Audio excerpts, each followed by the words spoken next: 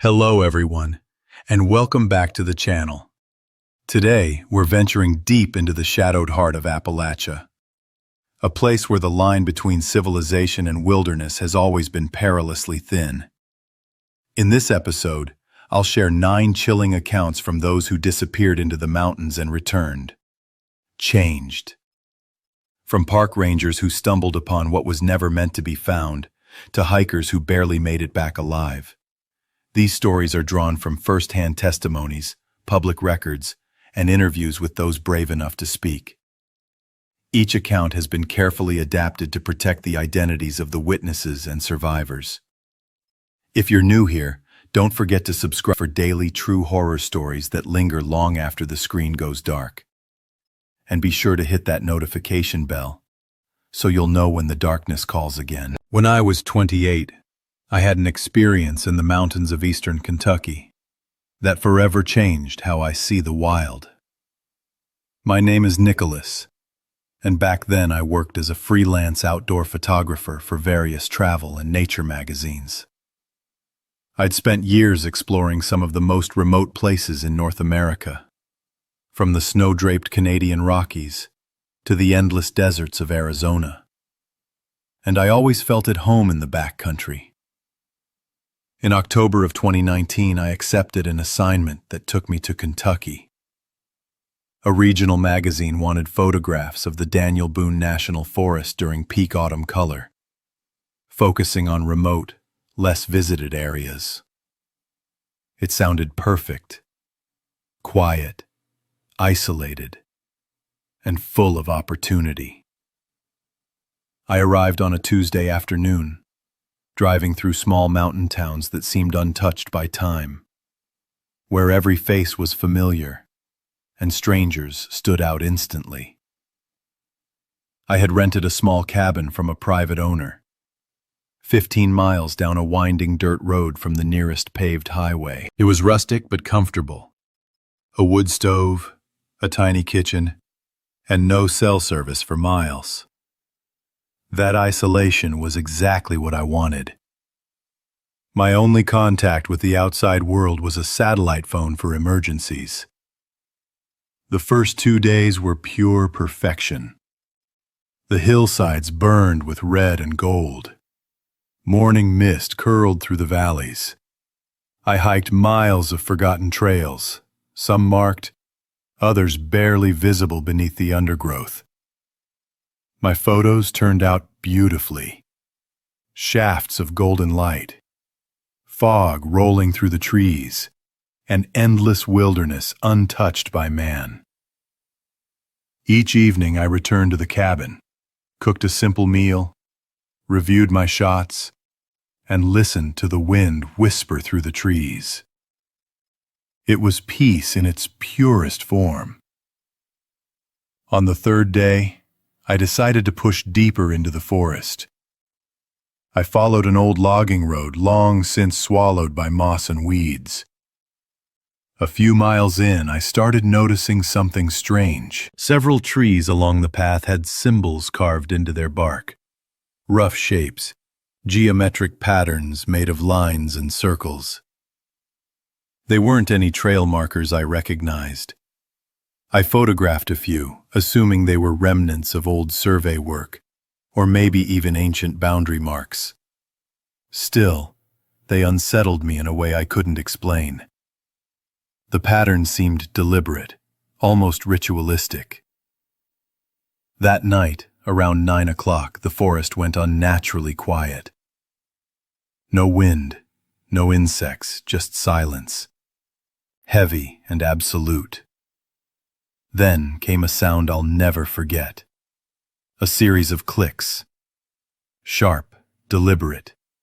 Click, click, pause, click, click. It wasn't an animal. It wasn't random. It was rhythmic, like someone trying to communicate. I grabbed my flashlight and stepped outside. The moment I opened the door, the clicking stopped. The clearing was empty, just trees, darkness, and the hum of silence returning. After a few tense minutes, I convinced myself it was nothing. Maybe a strange bird or some branch knocking in the wind. I went back inside and tried to ignore the unease creeping in. The next morning I found the footprints. They were near the water pump. Bare human feet pressed deep into the mud. 3 distinct sets, different sizes. The prints were close together, as if whoever, or whatever, had been moving carefully, trying not to be heard. No one should have been out there, not miles from the nearest road, and certainly not barefoot in freezing October air. A cold dread settled in my stomach as I realized someone, or something, had been circling my cabin while I slept. The Hollow Ones. Appalachian Account 2. I remember the moment I saw those footprints as clearly as the day I left that mountain behind. My first thought was simple. Trespassers.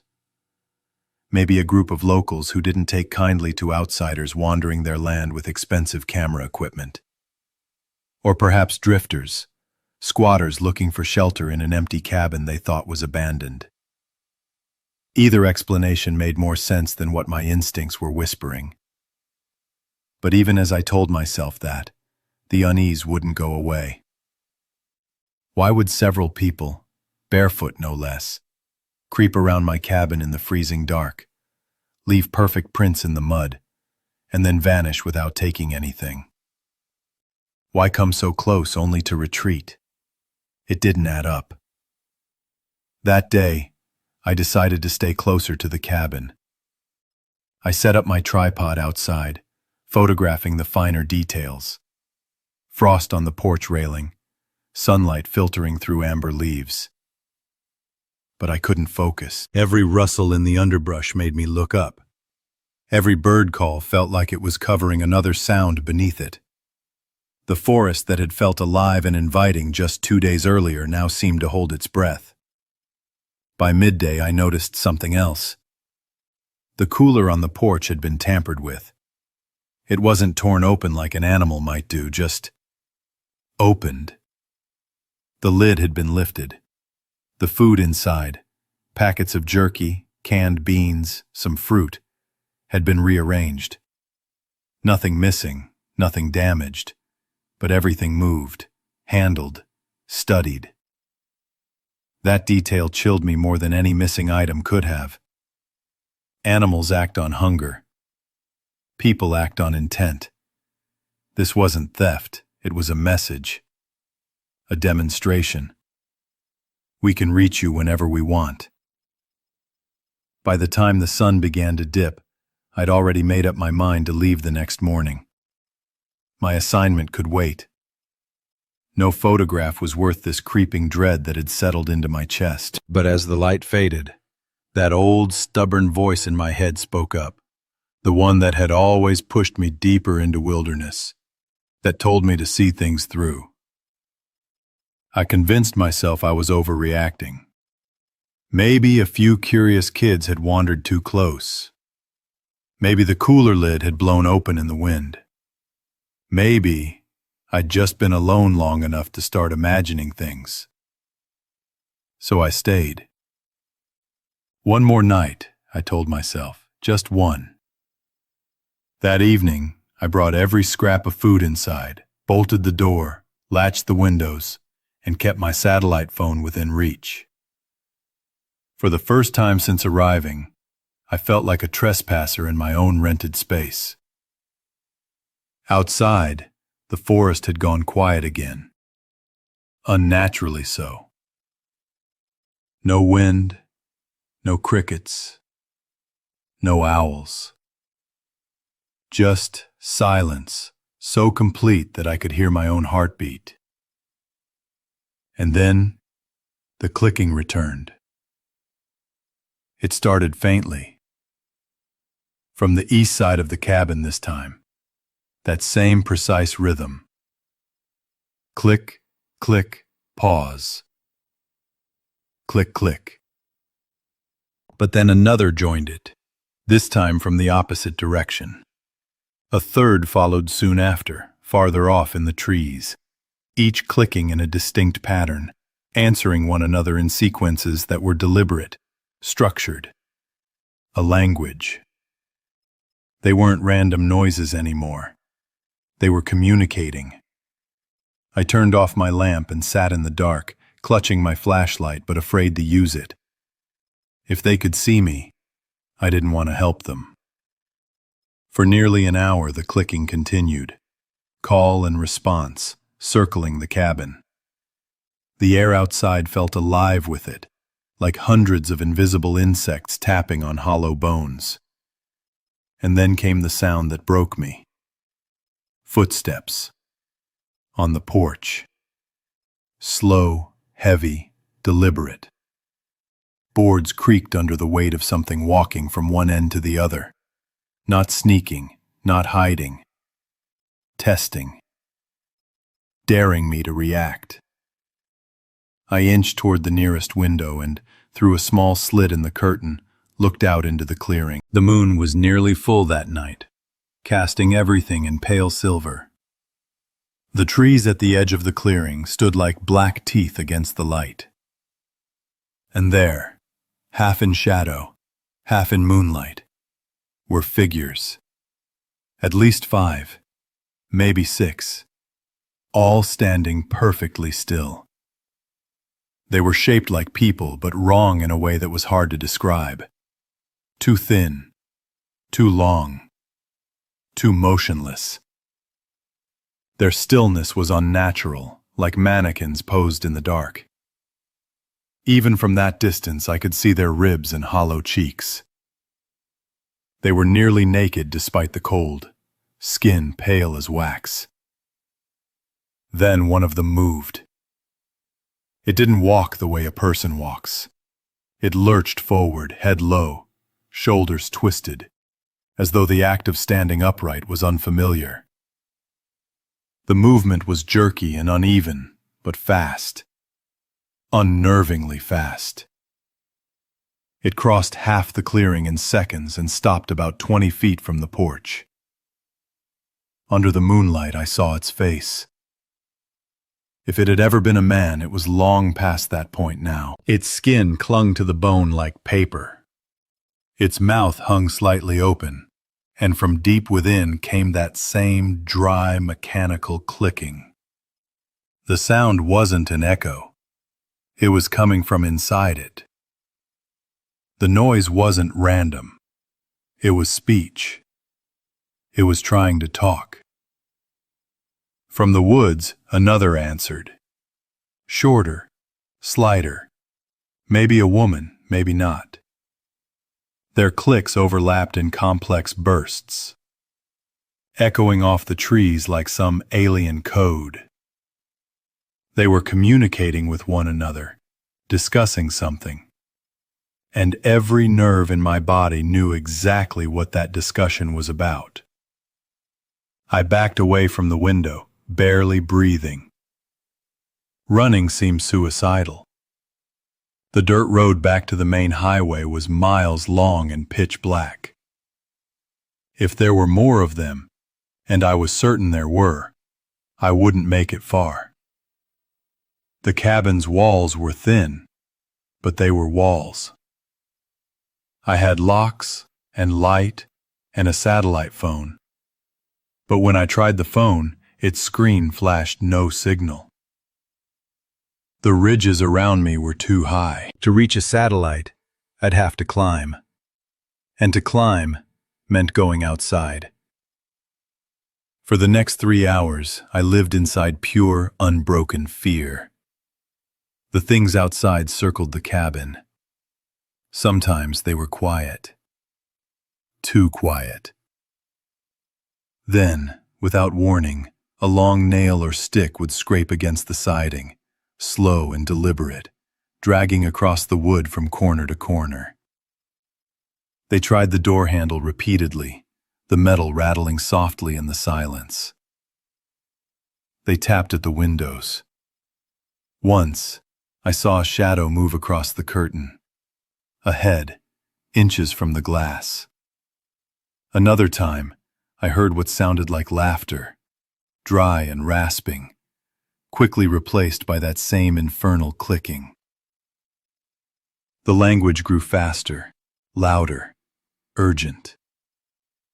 It sounded like a heated argument, though I couldn't tell what they were saying. Then one of them began to carve into the door. I could hear it clearly, a rhythmic gouging of wood, like a knife or claw etching something deliberate. Whatever they were drawing, they wanted me to hear it. After several minutes, the scratching stopped and silence returned. Not peace, silence. The kind that hums in your ears and makes you wonder if the world outside has stopped moving entirely. I waited, too terrified to breathe loudly, straining for any hint of sound. An hour passed, maybe 2. Finally, the faint light of dawn crept through the cracks around the windows. That's when I heard them leaving. The footsteps receded into the trees, and the clicking faded with them, softer and softer, until the forest swallowed it whole. Only when the sun was high did I dare to open the door. Scratched deep into the wood were the same circular and line-filled symbols I had photographed days earlier. Crude but intentional. A message. A boundary marker. A claim.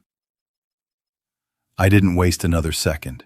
I threw my camera, my hard drive, and my essentials into the truck and left everything else behind. I drove until the dirt road gave way to pavement, and even then I didn't stop. By the time I reached the sheriff's office in the next county, it was close to noon. The deputy who took my statement listened politely at first, the kind of patient silence you use when you think someone's exaggerating. But as I described the symbols, the clicking, and the figures at the tree line, his expression changed. Recognition.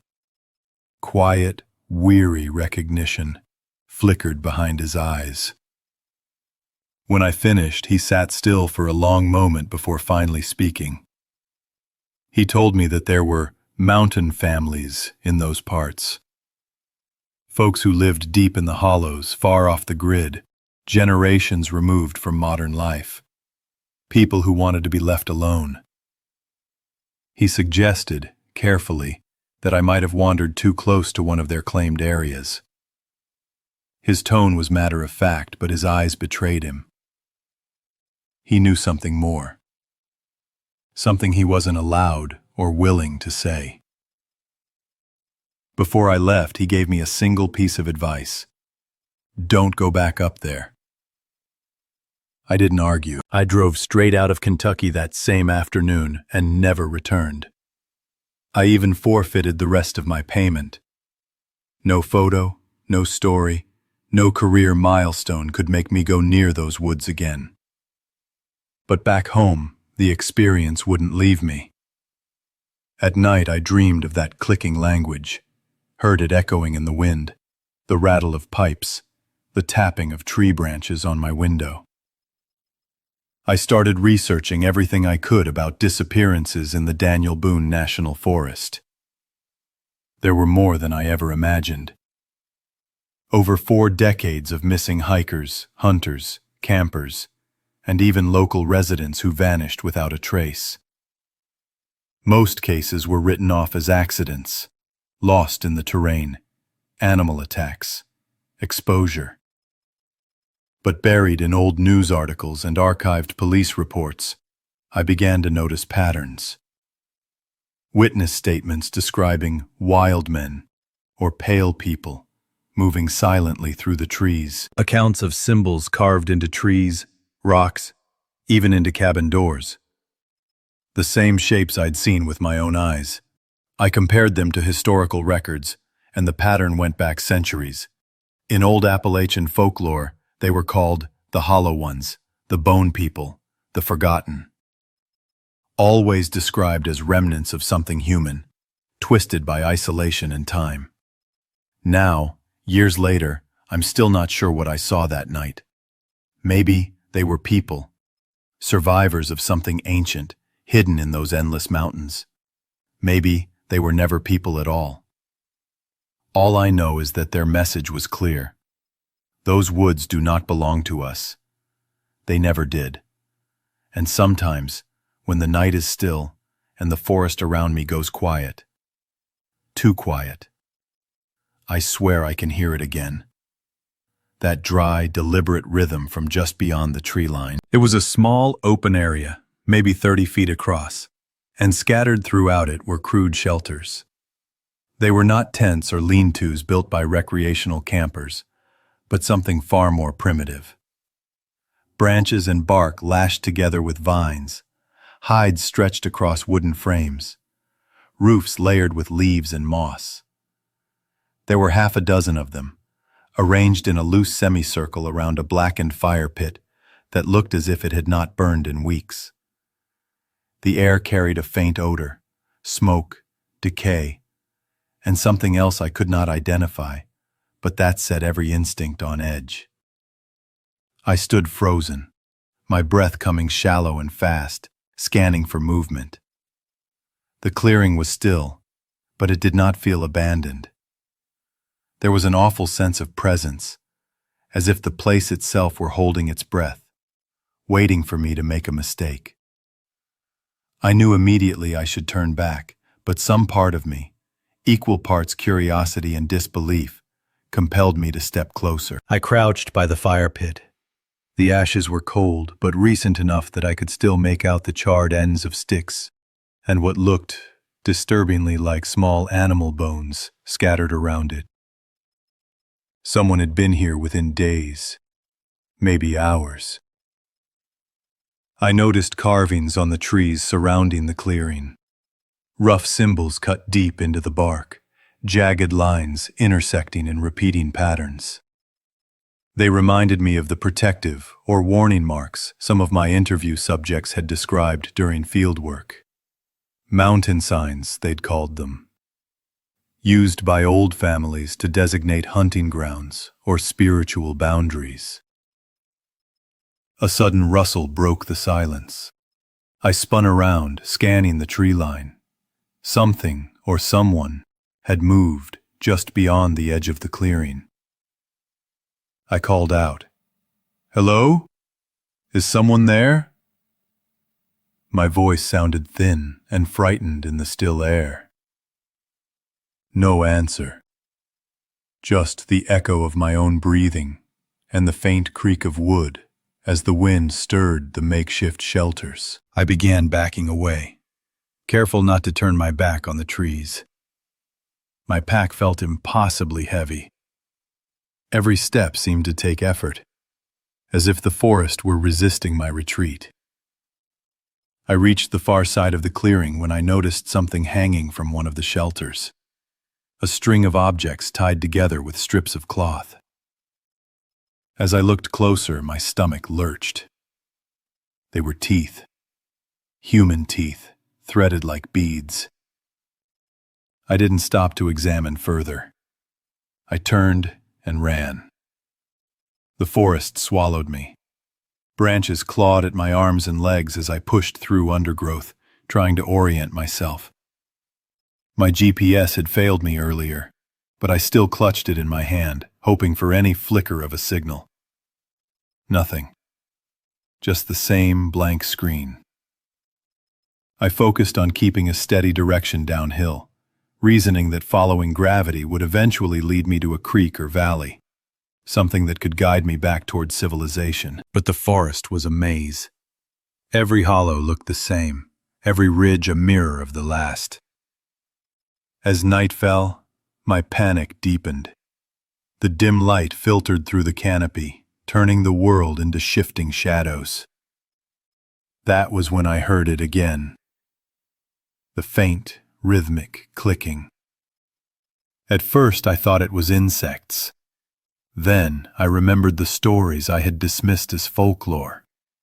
The clicking people, the watchers in the hollows, the ones who talk without words. The sounds came from multiple directions, echoing through the trees, not loud but deliberate. Click, click, click. A pause, then a reply. I couldn't tell how far away they were, but I knew I was being surrounded. My throat tightened. I switched off my headlamp, plunging myself into darkness. The idea of seeing them, or worse, being seen, was unbearable. I kept moving, slow and quiet, trying to mask the sound of my footsteps with the rustle of leaves. I could feel the weight of unseen eyes tracking me. Once, something brushed against my backpack, snagging a strap, and I nearly screamed. I turned, swinging my flashlight wildly, and caught a glimpse. Just a silhouette between two trees. Thin, upright, human, but wrong. The figure withdrew instantly, melting back into the dark like smoke. I ran. I don't remember deciding to. It was pure animal instinct. I tore through the forest, stumbling over roots, branches whipping my face. The clicks grew louder, faster, coming from all sides. They were hurting me. I didn't know where, but the thought hit me with sickening clarity. They were guiding me somewhere. When I burst into the next clearing, I realized how right I was.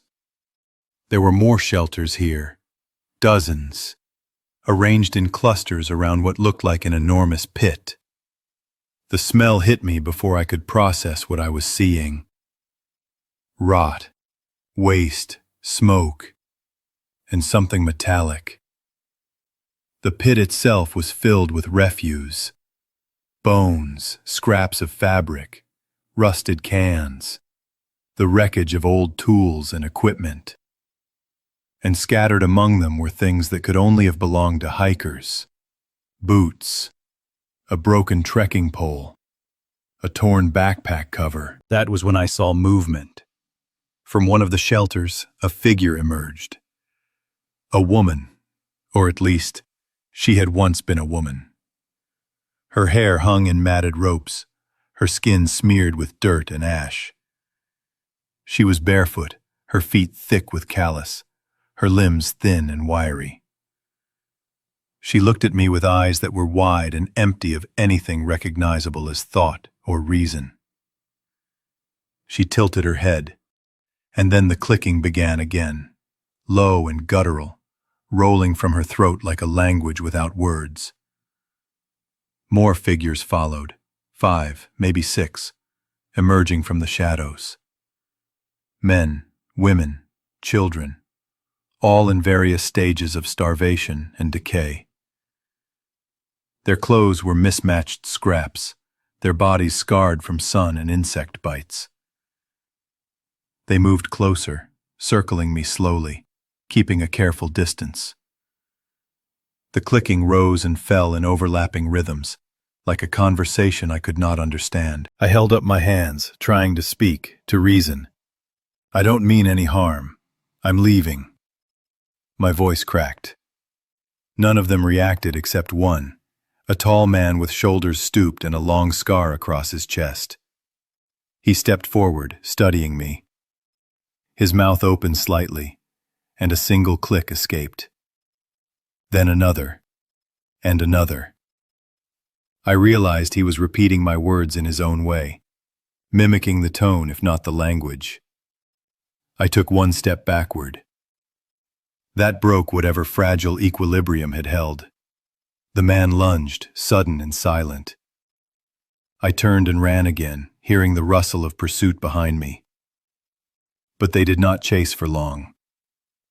Instead, the clicking began anew, echoing through the trees as if they were signaling others ahead. The next hour was a blur of desperate movement.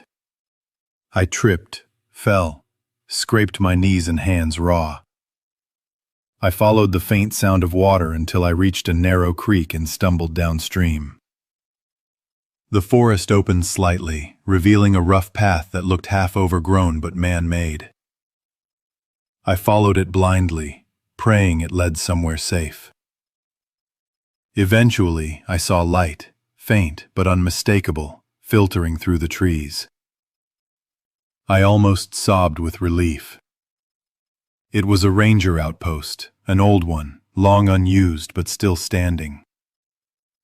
The door was locked, but I smashed a window with a rock and climbed inside. The smell of mildew and rot filled the air, but it was shelter. I barricaded the door with an old desk and sat in a corner, shaking uncontrollably. Outside, the forest was silent again. For hours I sat listening, waiting for the clicks to return. They didn't. Only once, just before dawn, did I hear a distant sound. 3 sharp clicks, then nothing. When daylight came, I forced myself out. The world looked different in the morning. Bright, ordinary, harmless. But the feeling of being watched remained. I followed the old service road from the outpost, walking for what felt like forever until I reached a small maintenance camp, where 2 rangers were preparing equipment. When they saw me, muddy, bleeding, half delirious, they rushed to help. They drove me to the nearest station, gave me water, and tried to make sense of my story. I told them everything, though I could see in their eyes they did not believe me. They sent a search team to the coordinates I provided, but when they returned later that evening, they said they found nothing. No shelters, no pit, no symbols carved into trees, nothing but untouched forest. I insisted they had to be there, that I had seen them with my own eyes. One of the rangers, a man named McCleary, put a hand on my shoulder and said quietly, "Ma'am, sometimes folks get turned around out here. The woods can play tricks on you." But the look he gave me was not dismissive. It was knowing, fearful even. Like he'd heard this before. I returned home a week later, physically safe but profoundly changed. My thesis on Appalachian folklore was abandoned. I couldn't bring myself to listen to those recorded interviews anymore. The voices of old mountain women warning me about the watchers, the hollow people, the ones that never left. Their words were no longer quaint stories. They were truth disguised as legend. Over the next year, I began to dig deeper. I accessed archives of missing persons in the Smoky Mountains region. Hikers, campers, even locals who vanished near remote sections of the trail. Patterns emerged. Small clusters of disappearances concentrated in the same geographic corridor where I had been lost. No conclusive evidence, of course, but enough to suggest something hidden within those woods. Something human. I compared the symbols I'd seen carved on the trees with photographs taken decades earlier by anthropologists studying isolated Appalachian enclaves. The resemblance was exact. Some of those communities were documented as early as the 19th century. Families who rejected modern society, choosing to live in total isolation deep within the mountains. No census data, no schools, no contact with the outside world. They were said to have their own dialects, their own laws, their own ways of keeping outsiders away. I think about them often, the people who clicked in the dark. They were not supernatural, not monsters, not myths. They were human. Humans who had adapted to survival through fear, secrecy, and violence. Humans who saw me as an intruder in their world. Even now, years later, I can still hear that clicking sometimes, faint and rhythmic, in the back of my mind. I tell myself it's just memory, a trick of trauma. But sometimes, late at night, when the world is quiet, I find myself pausing, listening to the silence, waiting for it to return. Because I know it's not just a story. And I know they're still out there, in those endless ridges and hollows, hidden from sight, guarding their forgotten territory. Watching waiting. The clearing looked like a scene out of another century. Primitive shelters stood in a rough ring, made from saplings and stripped bark woven together with vines. They were no taller than waist height, crude lean-tos that looked barely large enough to crawl into. At the center sat a shallow pit filled with gray ash and bits of charred bone. Everything about the place felt wrong. Not like a temporary campsite, but a settlement, one used again and again over the years. There wasn't a single scrap of modern material. No nylon, no rope, no metal. Only wood, bark, and decay. I froze at the edge of the clearing, heart hammering, trying to process what I was looking at. Then, movement caught my eye. Quick flashes of motion between the trees on the far side. Figures, darting from one trunk to another. Human shapes, but hunched and fast, almost gliding across the ground. I counted 4, maybe more. They were spreading out, silent and deliberate, cutting off my escape. One stepped into the open, framed by the dusk light. It was a woman, or had been once. Her frame was skeletal, her clothing reduced to strips of fabric crudely stitched together. Her hair hung in tangled ropes, her skin pale and streaked with dirt. Even from a distance I could see her eyes, wide and unblinking, as if she'd forgotten how to focus on anything. She raised one arm, pointing at me, and let out a sound, half shriek, half laughter. That was when the others appeared. Men, women, and smaller figures that might have been children, all emerging from the tree line.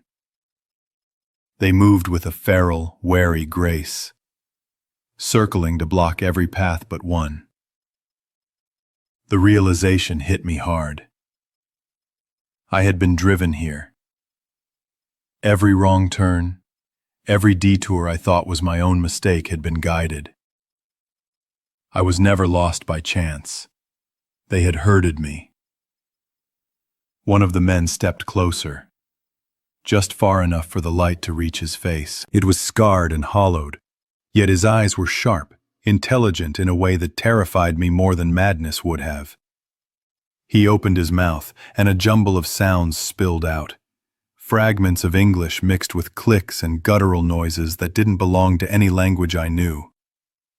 The words tumbled together, broken, like someone imitating speech they no longer remembered how to use.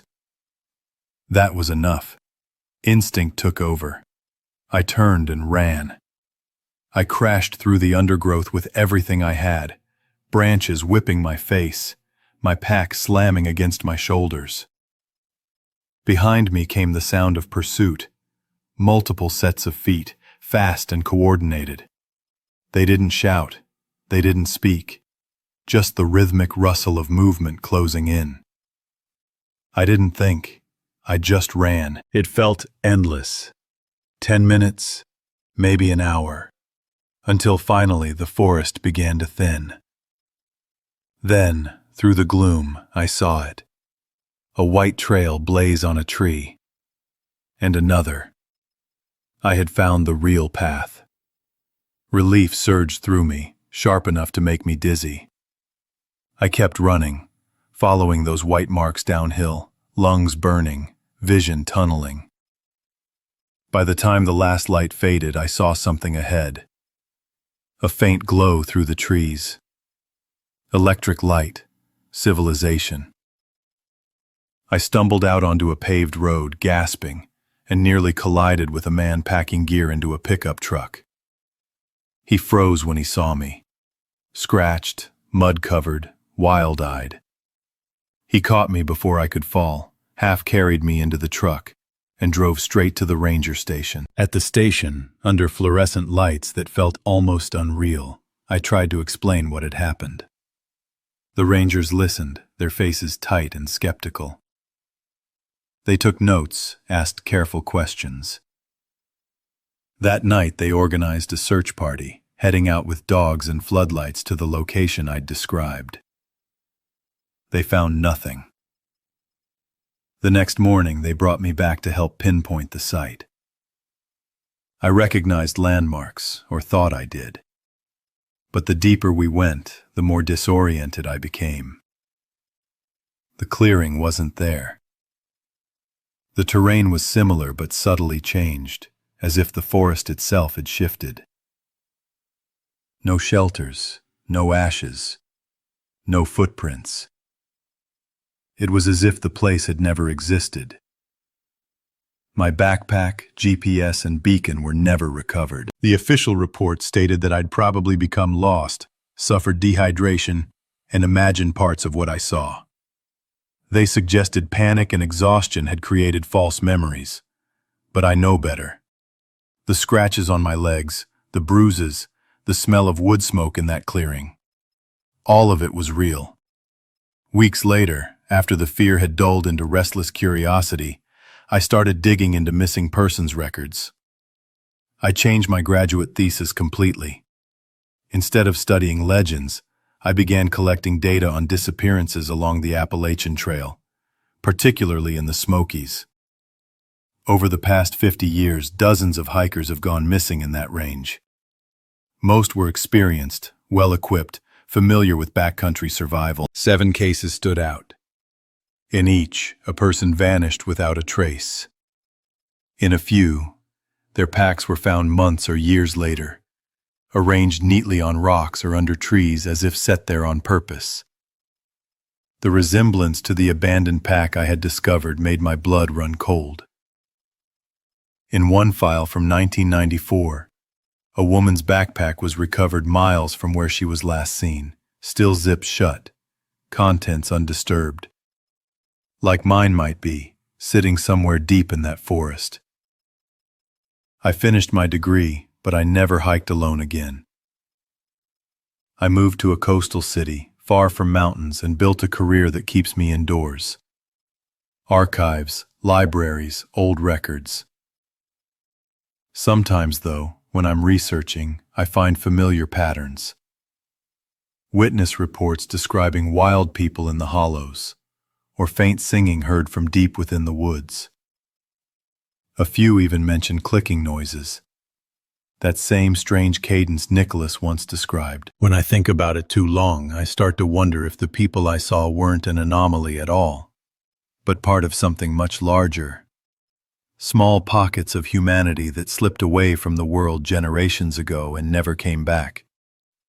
Families who survived in secret, generation after generation, until they became something feral and territorial. Not monsters, just humans too long removed from everything the rest of us consider civilization. And that thought somehow is worse than anything supernatural, because it means they're still there, watching from the trees, listening to the forest's silence, waiting for the next hiker to step off the trail and wander, unknowingly, into their home. I still find myself checking Appalachian news almost every day. Whenever another hiker goes missing somewhere in those endless ridges, I think back to what I saw. And some nights, when sleep won't come, I can still hear that voice. A high, tuneless singing that does not belong to any language I know, echoing from deep among trees that hide people who were never meant to be discovered. My name is Adam, and for 8 years I served as a park ranger with the United States Forest Service. I had worked posts from Montana to the Ozarks, but when I received my assignment to Monongahela National Forest in West Virginia, it felt like winning a lifetime post. Nearly 1 million acres of untouched mountain wilderness, black bears, white-tailed deer, endless valleys of spruce and hemlock. I had grown up in the woods, camping with my father, learning to read weather and track signs. Becoming a ranger wasn't just a career, it was a calling. That belief ended in March 2023, on what should have been a routine investigation. It was the day that dismantled everything I thought I understood about these forests, about what could still exist inside them. It started with a complaint from a party of hikers who had been trekking near Spruce Knob, the highest peak in West Virginia. They reported unsettling things: strange carvings etched into trees, evidence of illegal campfires, and worst of all, the sense that people were moving through the woods near their campsite at night. Whoever they were never answered when called to, only kept to the darkness, just far enough away to remain unseen. Normally, that kind of report meant teenagers sneaking out for parties, or maybe drifters camping without permits. I volunteered to check it out myself, figuring I'd issue a few warnings or citations and call it a day. That Tuesday afternoon, I took one of the Forest Service access roads, driving until the track ended about a mile from the old mining settlement of Kemp. The place had been dead since the 1950s, abandoned when the coal seams ran dry. The weather was clear and cold, remnants of snow lying in shaded gullies. I parked the truck, strapped on my gear, radio, GPS, first aid kit, service pistol, and started the hike in. The ruins appeared gradually along the slope: cracked foundations, collapsed chimneys, scattered timbers. Nature was reclaiming what had once been a humming company town of several hundred people. But it wasn't empty. Within minutes, I saw signs of very recent use. The same details the hikers had described. A small fire pit sat inside the shell of an old building, still holding gray ash and blackened stones. There were footprints in the thinning snow, several sets, and some of them were unmistakably bare. In those temperatures, that made no sense at all. Then I noticed the carvings. At least a dozen trees around the perimeter of the ruins were marked with strange symbols. Not graffiti, not initials or dates. They were geometric patterns intersected with crude pictographs, deliberate and rhythmic. The kind of system that feels like language even if you can't read it. None of it matched any native or settler markings I knew. I photographed everything carefully, logged coordinates, took notes. Standard procedure would have been to call for backup before proceeding farther. But the place was silent and still, and curiosity got the better of me. I moved deeper among the ruins. That was when I found the mine entrance. It was half hidden by brush that had clearly been placed there intentionally, not fallen naturally. The opening gaped in the hillside like a black wound, reinforced with old timber beams that looked brittle with age. Regulations require all abandoned shafts to be sealed, but this one was open, either missed during inspections or deliberately unsealed. I swept my flashlight through the gap. The tunnel stretched back into darkness, littered with rock fragments and wood splinters, but navigable. Just inside, the light caught something that made my stomach tighten. Handprints, pressed into a thin layer of dried clay on the walls. Small ones, as if from children. Except each had 6 or 7 fingers. My rational mind told me it had to be art, maybe carved impressions made for ritual or decoration. But the prints looked organic, smudged and uneven, as if made by real, damp hands. That should have been my cue to leave, to mark the site and wait for a team. Every bit of training I had said as much, but another thought pushed me forward. What if someone was living down there? Children, perhaps, seeking shelter. If that was the case, the place could be deadly. Bad air, loose rock, possible collapse. Responsibility outweighed fear. I ducked inside, testing each plank and stone before stepping. The tunnel ran roughly 50 feet before widening into a chamber, the mined-out cavity of an old coal vein. My flashlight revealed unmistakable signs of habitation. Mounds of leaves, torn fabric, and animal hides arranged like bedding. Fire pits scattered across the floor, their soot streaking the ceiling. And bones. Many of them. I told myself they were animal remains, but the longer I looked, the less sure I became.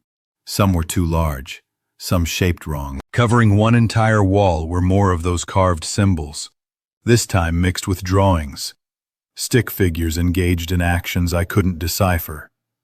Hunting? Ritual? I was documenting the wall when I heard a sound behind me. A deliberate scrape of a foot on stone. Close. I swung the flashlight toward the entrance. The opening was no longer clear. Figures stood there, silhouettes against the faint daylight, blocking my exit. My pulse slammed in my chest. I tried counting them. 5, maybe 6 shapes of varying height. They didn't move, just watched. "Forest Service," I called, forcing steadiness into my voice. "Is anyone hurt? Do you need assistance?" My words bounced back from the rock, hollow. No answer. Instead came a soft, rhythmic clicking. Not from one person, but several, overlapping like insects chattering. It wasn't random. It had structure, tone, call and response. My mouth went dry. One of the shapes stepped into my light. He was male, though his age was impossible to gauge. Perhaps 30.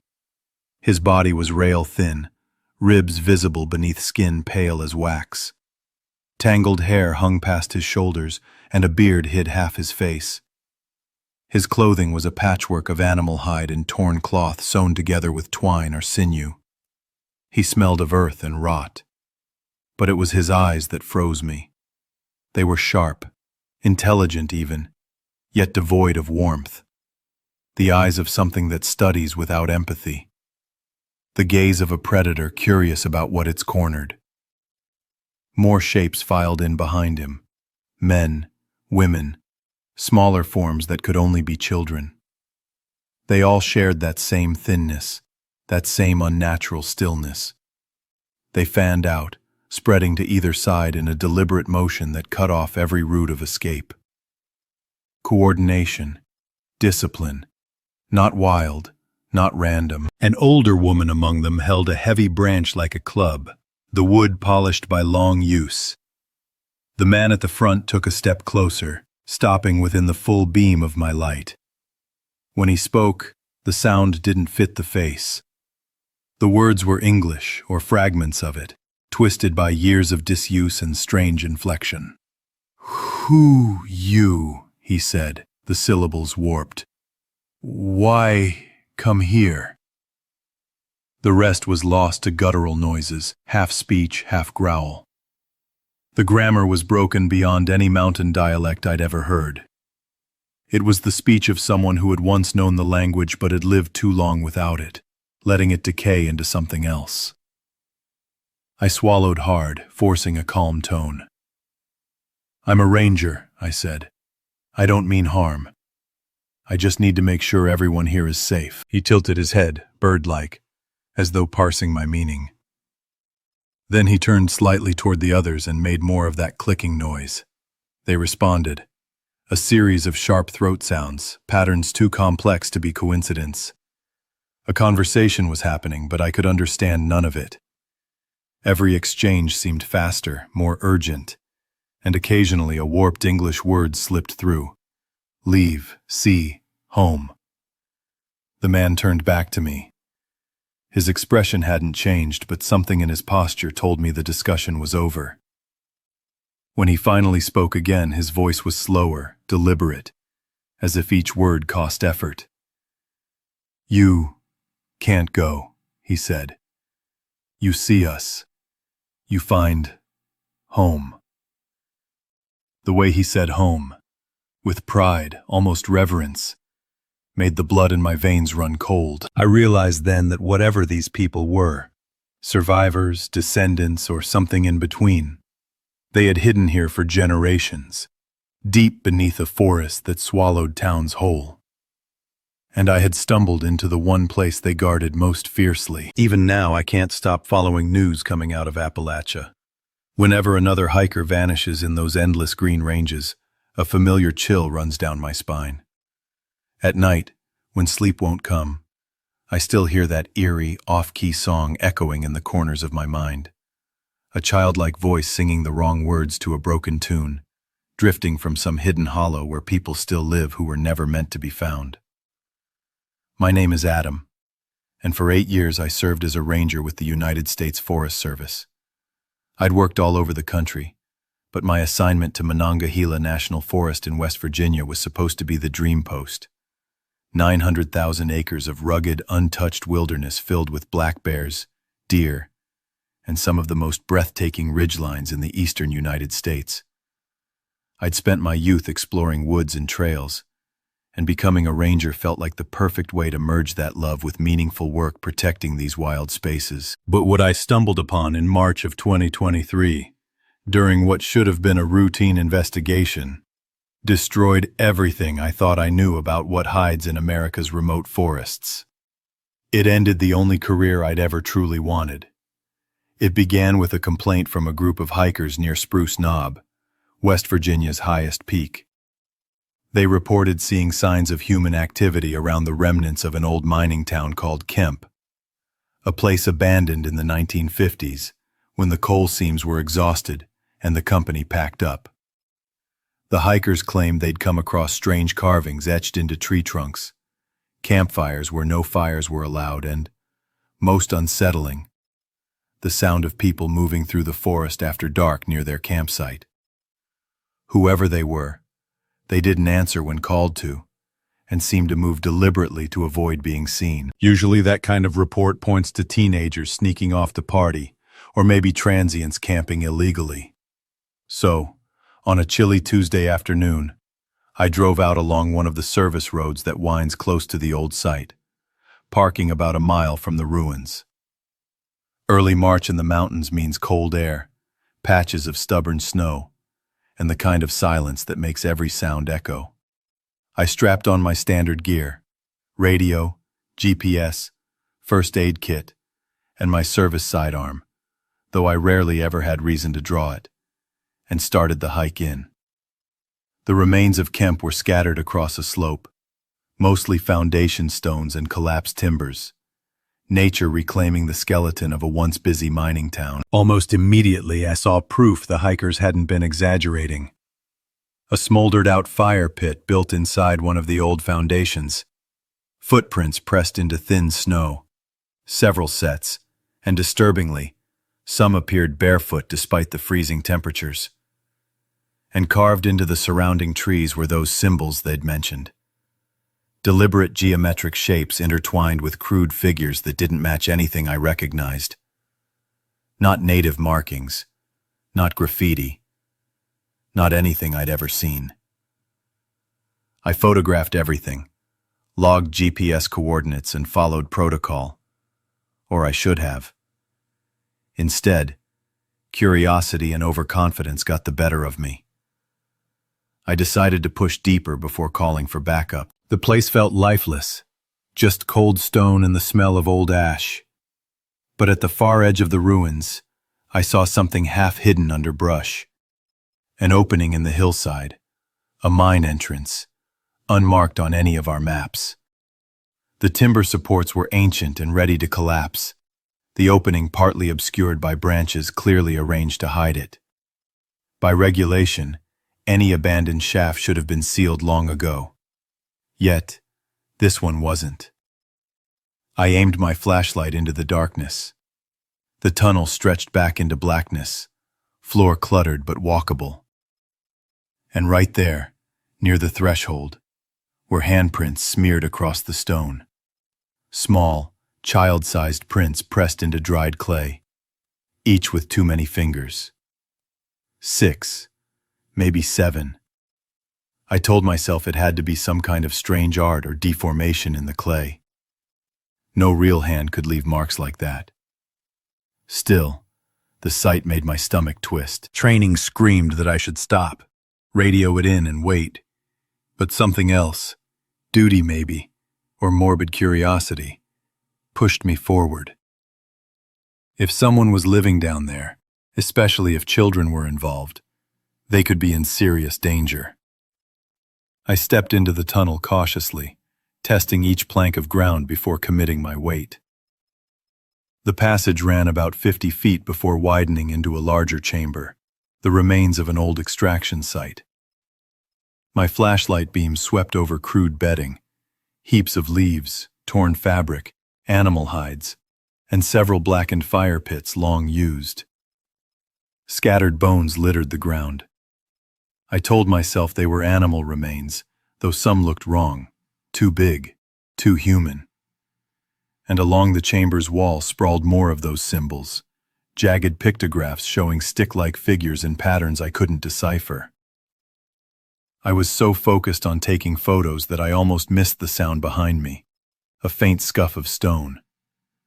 Close, intentional. I turned sharply, flashlight slicing through dust and shadows. The mine entrance was blocked, not by rock, but by people. Silhouettes, half a dozen maybe, stood in the faint light beyond the tunnel mouth, still as statues. My pulse hammered as I raised my voice, announcing myself as a ranger, asking if they were hurt or needed help. The only response was a sound, a low, rhythmic clicking. Not speech, but something else. Then, one stepped into the beam. He was a man, maybe mid-30s, though malnourishment made age impossible to tell. His skin was ghost pale, stretched tight over bone, his ribs showing through. Tangled hair hung in ropes over a face both intelligent and feral. His clothes were a patchwork of rags and animal hides, stitched together with sinew or thread, long degraded. But it was his eyes that froze me. Alert, assessing, yet utterly alien. He studied me the way a hunter sizes up prey. More shapes shifted behind him. Men, women, even children, all skeletal and silent. They spread out methodically, cutting off the tunnel exit. One woman, gray-haired and hunched, gripped a crude club fashioned from a heavy branch. The man stepped forward, lips trembling as he spoke. Words that were technically English but warped beyond recognition. A broken jumble of syllables and noises. I caught fragments, questions, maybe. Who I was. Why I came. I tried to keep calm, telling him I was with the Forest Service, that I wasn't a threat, that I could help them. He tilted his head like he was listening, then turned and made more of those clicks toward the others. They responded in kind, a strange staccato dialogue punctuated with mangled words. Then he looked back at me and said, haltingly, "You cannot go. You found our home. You see us." And that meant I couldn't leave. I had to stay, live as they lived. Panic overtook reason. My training evaporated under pure survival instinct. I yanked my firearm free, not to shoot, but to show it, hoping intimidation might work. Instead, they advanced, slow and deliberate. The man lifted his hands, still murmuring in that broken speech, telling me weapons wouldn't save me. As they closed in, desperation took over. I pulled my flare gun and fired at the chamber ceiling. The red burst exploded in a blinding wash of smoke and sparks, the confined space erupting with light. They recoiled instantly, covering their eyes, stumbling back. Years of darkness had left them unprepared for such brightness. I didn't waste a second. I charged forward, smashing through a gap between two figures, ripping my jacket free from grasping hands. I ran. The tunnel felt endless, my flashlight jerking wildly as I sprinted for daylight. I burst out into the cold air and kept running down the slope toward where I'd parked my truck. Behind me, branches snapped, voices shrieked, then silence. When I risked a glance back, I saw them at the tree line, unmoving, just watching. They didn't follow. I reached my vehicle, slammed the doors, locked them, and sat trembling, trying to breathe. Eventually, I keyed my radio and reported the encounter. By nightfall, a full response team arrived, other rangers and local deputies. We went back with proper lighting and support. But the mine was empty. No bedding, no bones, no traces of life. Only the faint remains of old fires and the strange carvings I'd documented. The handprints, though, were gone, wiped clean. 3 days later, the site was officially sealed with concrete and steel plates marked hazardous area. 2 weeks after, I was reassigned to Montana. Presented as a promotion, but I knew the truth. They wanted me gone, and silent. I accepted the transfer, but the images never left me. In my spare time, I began researching that region's history, the mines, the lost towns swallowed by the Appalachian wilds. What I uncovered unsettled me further. Generations of disappearances, rumors of isolated clans living hidden for centuries, reports dismissed or buried by officials. Some accounts told of families who vanished into the wilderness during wartime or hardship. Civil War deserters, striking miners, Depression-era refugees who never came back, their descendants surviving in secrecy deep underground. I started keeping files, newspaper clippings, police reports, missing persons databases. Patterns began to form. There were too many similarities to ignore. They're still out there. I'm sure of it. In those mines, caves and forgotten hollows, living the only way they know. Sometimes taking in outsiders who stray too close.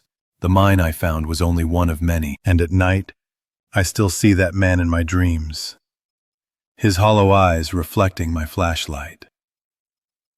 I wonder if he'd been born into that darkness, or if once, long ago, he was someone reported missing and never found. How many of them are born there? How many are taken? Those questions haunt me still. My name is Sadi. I'm 42, and I host a true crime podcast called Lost Voices. For 5 years, I've told the stories of disappearances and forgotten mysteries, but my fascination with missing people is personal. My grandmother grew up in the mountains of eastern Tennessee, in a nearly forgotten town called Ravensford. She left at 18 to become a nurse in the city.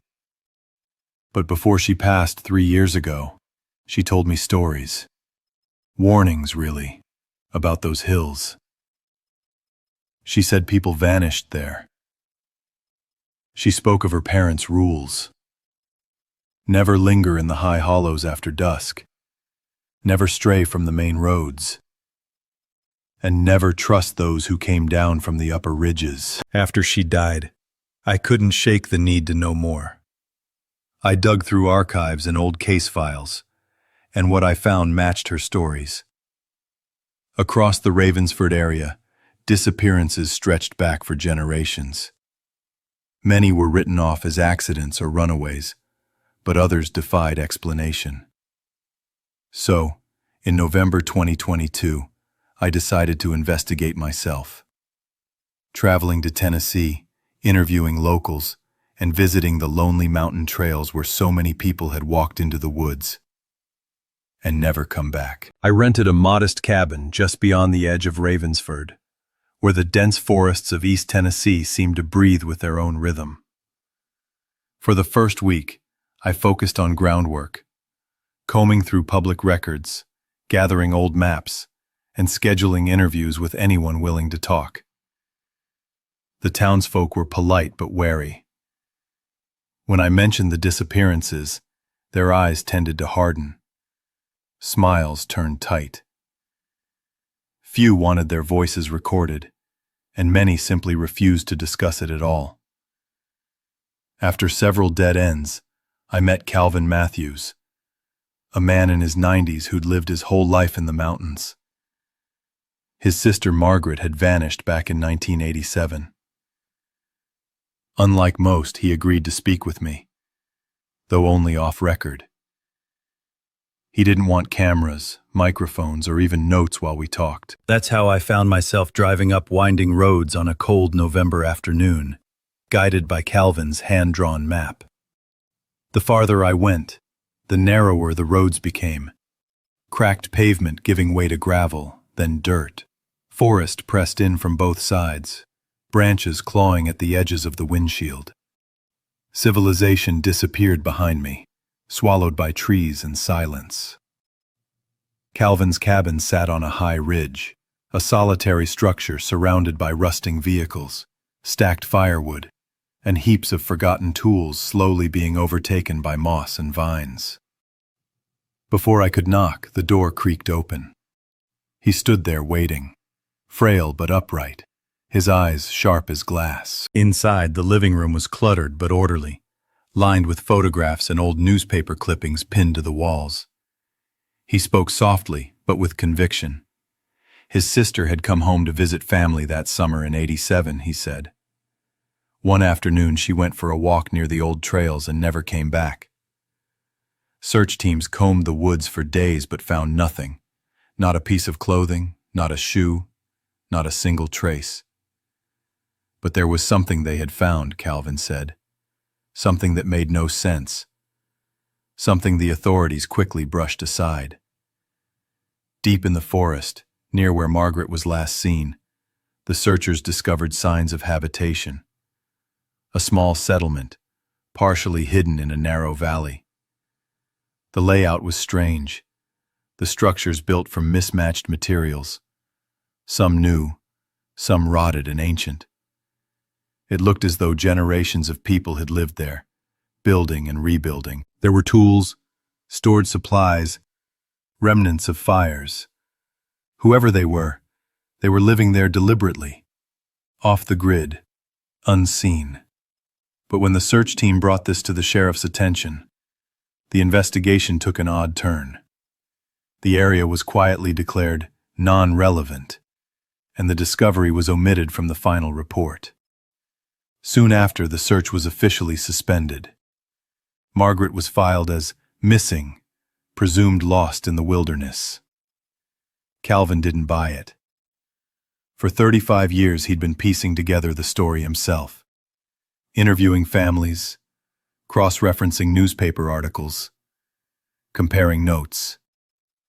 He showed me folders filled with faded photographs, handwritten notes, and police reports. 3 other people had disappeared around that same time. All young, all vanishing under similar circumstances. None were ever recovered. Several witnesses, Calvin said, had described seeing strange people in those woods, gaunt figures moving through the trees at dusk, keeping to the shadows.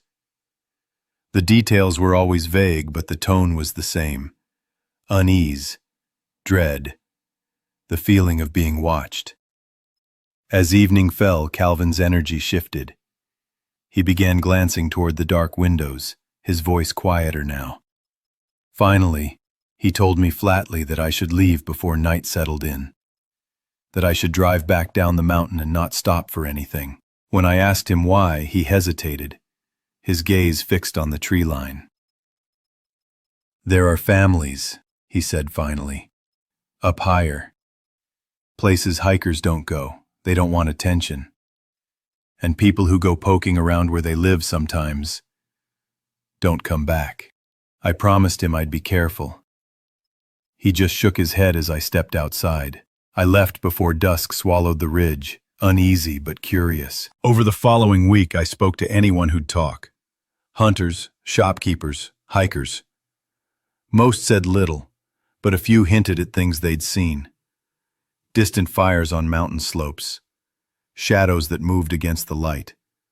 Nothing concrete, nothing I could prove. Then one afternoon, while eating lunch at a small roadside diner, I caught the attention of a woman sitting alone at the counter.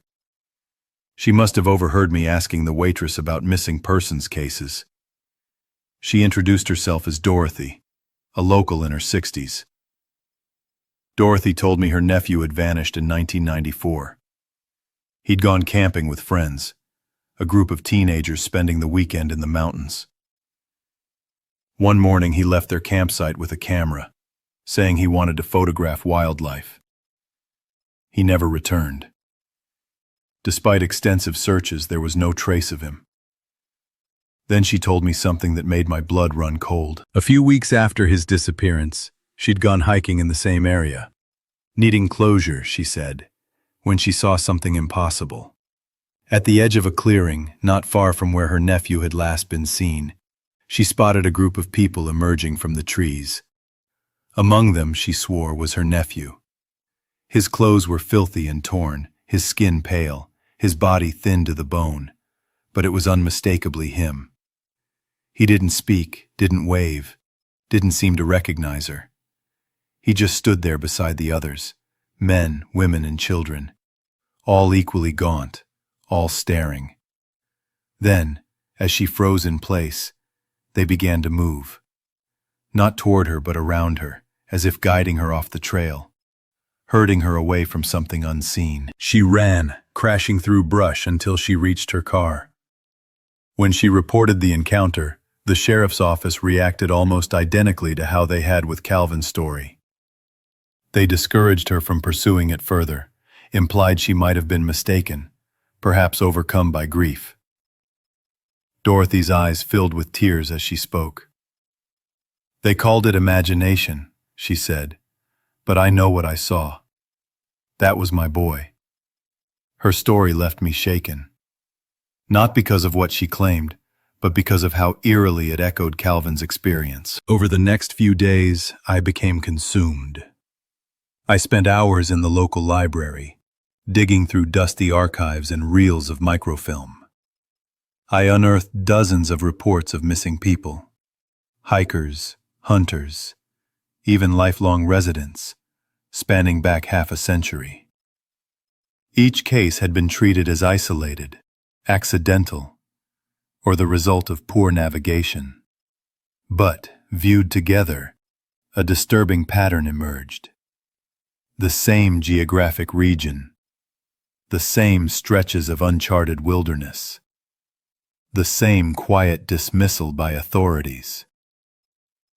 There were even scattered mentions in old police logs, brief, almost casual, of unidentified mountain dwellers, described as malnourished, uncommunicative, or hostile. The notation stopped after the 1970s. By my third week in Ravensford, I decided to see for myself where Margaret had vanished. Using Calvin's directions and the archived search maps, I drove up a disused service road and parked where the pavement ended. The air was thin and cold. The silence had a weight to it. I hiked the rest of the way until the trees opened into a clearing, the place where the search party had once reported finding that hidden settlement. The buildings were long gone, but their footprints remained. Rotting timbers, half-buried foundations, fragments of rusted metal. The ground was littered with bones, small animal remains, and what looked like the remnants of a long-dead fire. As I was taking photographs, I heard movement. Not a single sound, but several, spaced evenly around me. Leaves crunching under deliberate steps. I froze. Then they appeared. Figures emerging from the trees, a dozen at least. Men, women, a few young enough to be teenagers. Their clothes hung in tatters, their faces streaked with dirt and scars. Their skin was colorless, their eyes strange, bright, sharp, utterly unfeeling. One stepped forward, an older man with a voice so hoarse it rasped. He spoke English, but the words came twisted, half-swallowed. "Who you? Why here?" I told him I was a researcher, just studying history. He stared, then looked back at the others, who murmured low sounds, gestures and glances passing between them like unspoken language. Then, I saw her. A young woman moved into the light, her features gaunt but familiar. My mind caught up a moment too late. It was Dorothy's nephew's sister, the same face from the photograph Dorothy had shown me, only older, harder, emptied of recognition. She looked straight at me, but there was nothing human in her expression. Whatever she had once been, whoever she had been, was gone. The older man made a short motion with his hand, and the group began to close in. Their steps were slow, methodical. Every instinct screamed at me to run, but I forced myself to back away instead. Steady, measured, keeping my voice calm.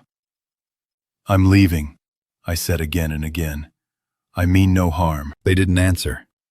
They simply moved as one, maintaining their distance but guiding me back toward the direction I'd come, like shepherds pushing straying livestock. Finally, I reached the main trail. The air seemed to shift, less oppressive, more open. The figures stopped just beyond the tree line, watching.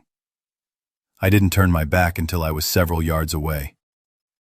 Then, I ran. When I reached my car, I locked the doors and sat shaking, barely able to breathe. After 20 minutes, I managed to start the engine and drive, my headlights slicing through the darkness. At the police station, I told them everything. The officers listened politely, but their expressions were careful. Too careful. They suggested exhaustion, stress, pattern recognition under pressure. They filed my statement, thanked me for my time, and that was that.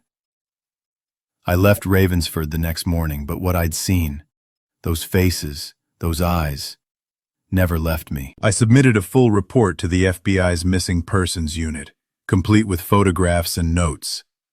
Weeks passed with no reply. The file was quietly closed. Since then, I've kept researching from a distance. My database of disappearances now spans hundreds of cases across the Appalachian region. The pattern is undeniable. There are still people living in those mountains, people who long ago cut ties with the outside world. Generations born in isolation, surviving in ways that defy comprehension. And they take others. They've been taking them for decades. Whether by force or by persuasion, I don't know.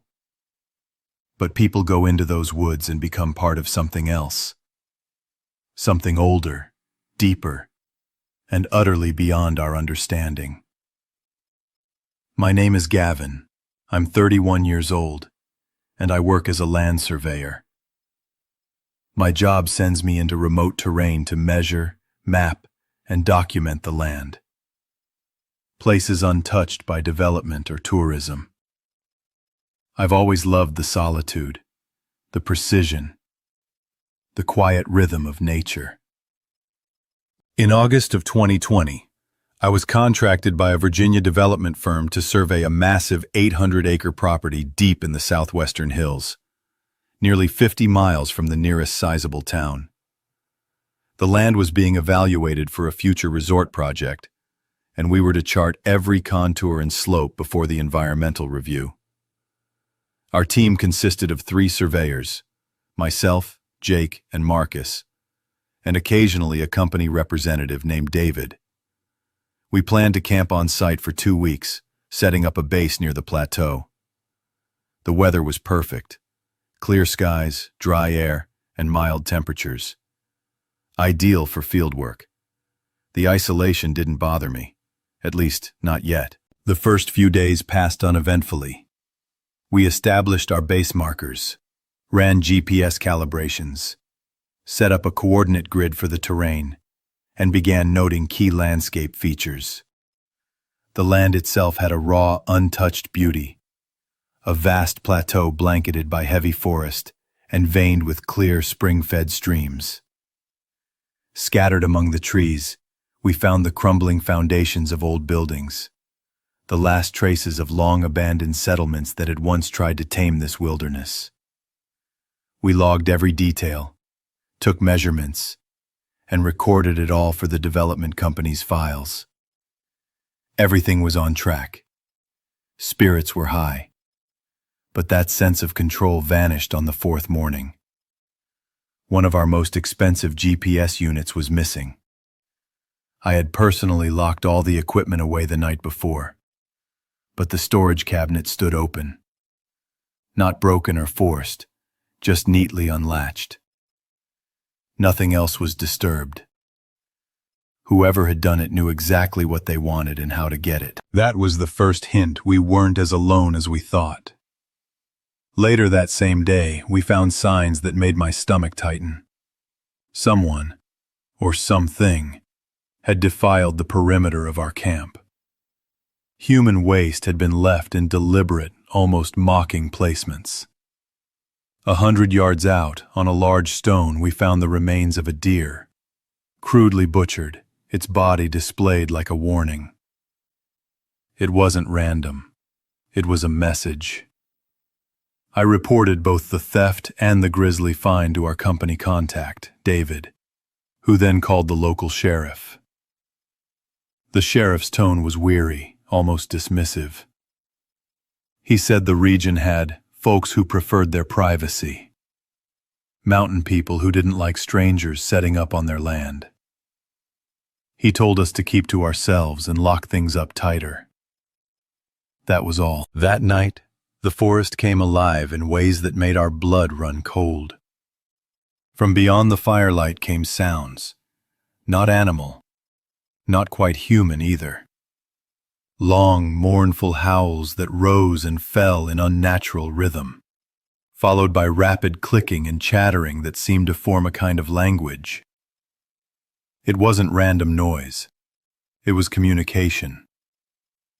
When I checked on my team, Jake looked pale and shaken. He confessed he'd felt watched from the very first day, and that the voices in the woods had broken his resolve. He wanted to leave before morning. Marcus, ever the pragmatist, refused. He insisted we were overreacting and couldn't abandon the job because of a few hillbillies. David said little, though I could see the tension behind his silence.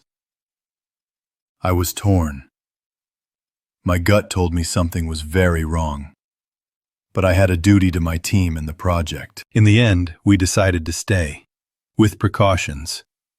We kept lights burning through the night, took turns standing watch, and I began carrying my handgun at all times, though it was meant only for protection from wildlife.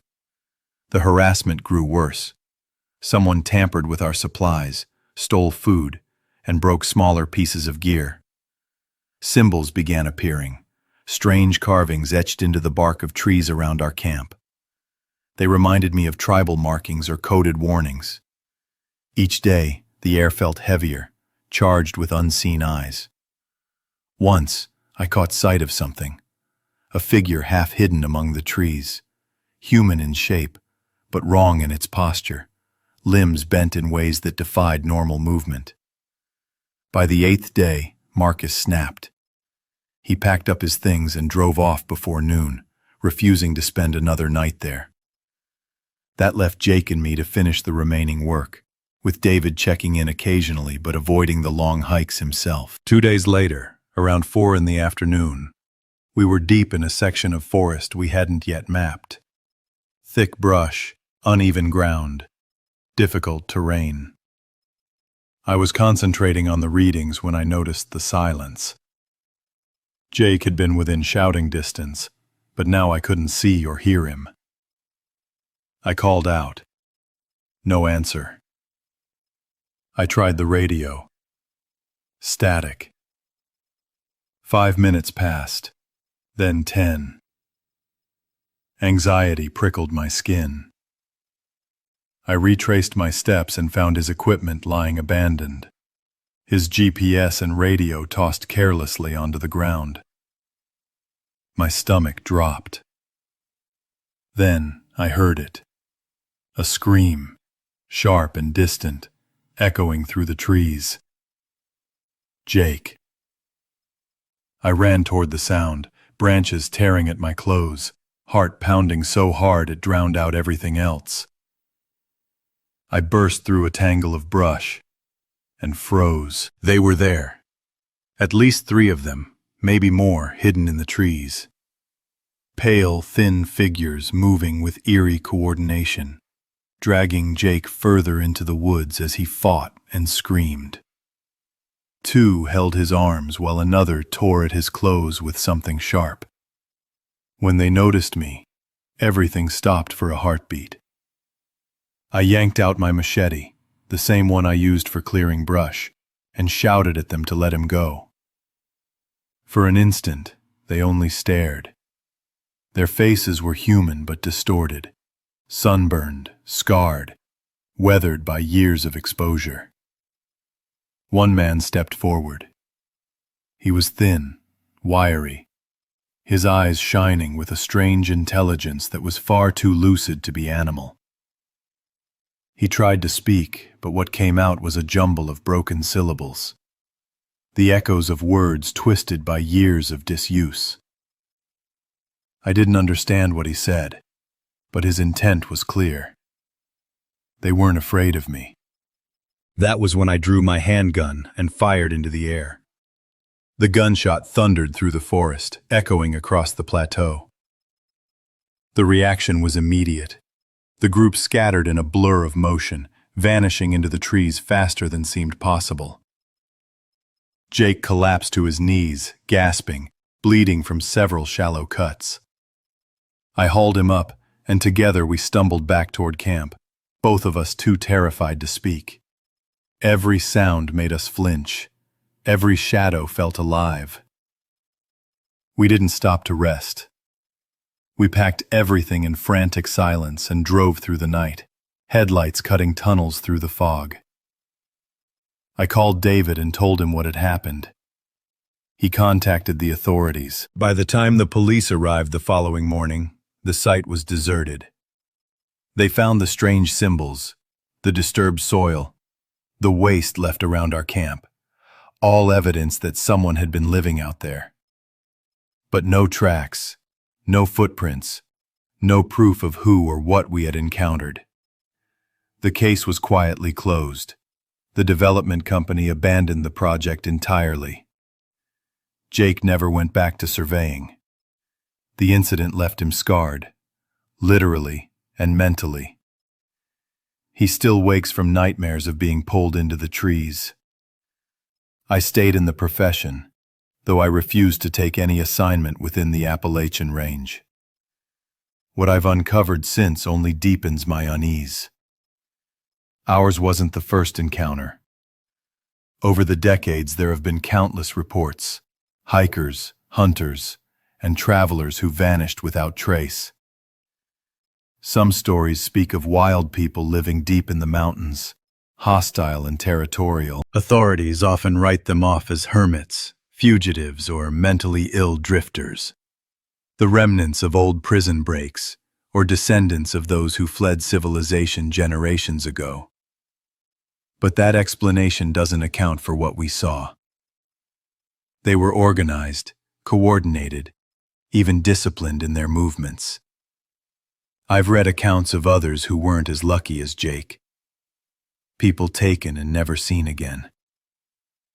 Sometimes I lie awake wondering what becomes of them. Are they killed? Or do they become part of that hidden world, stripped of their past, absorbed into something primal and ancient?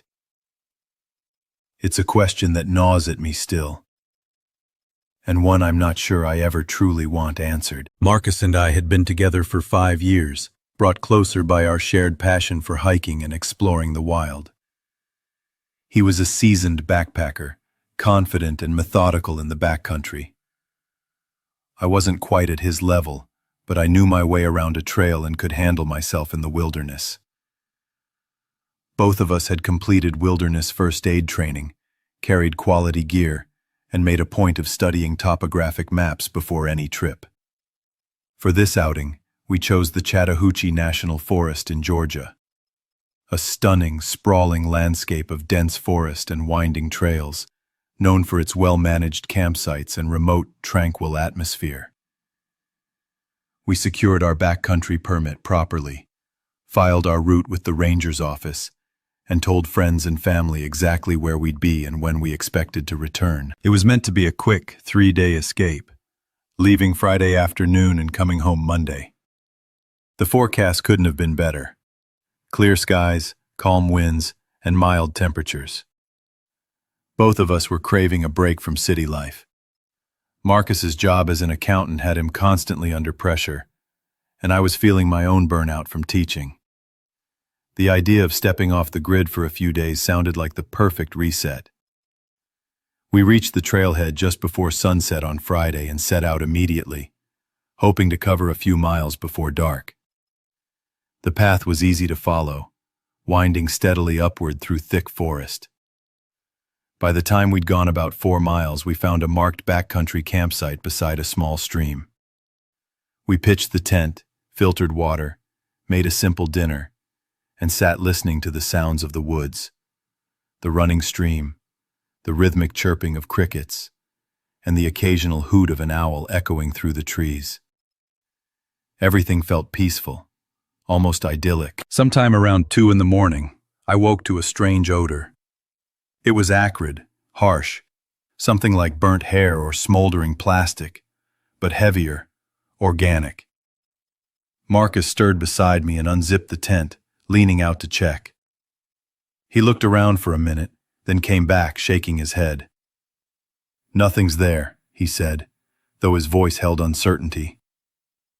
The smell lingered, stubborn and sour, drifting through the fabric of the tent.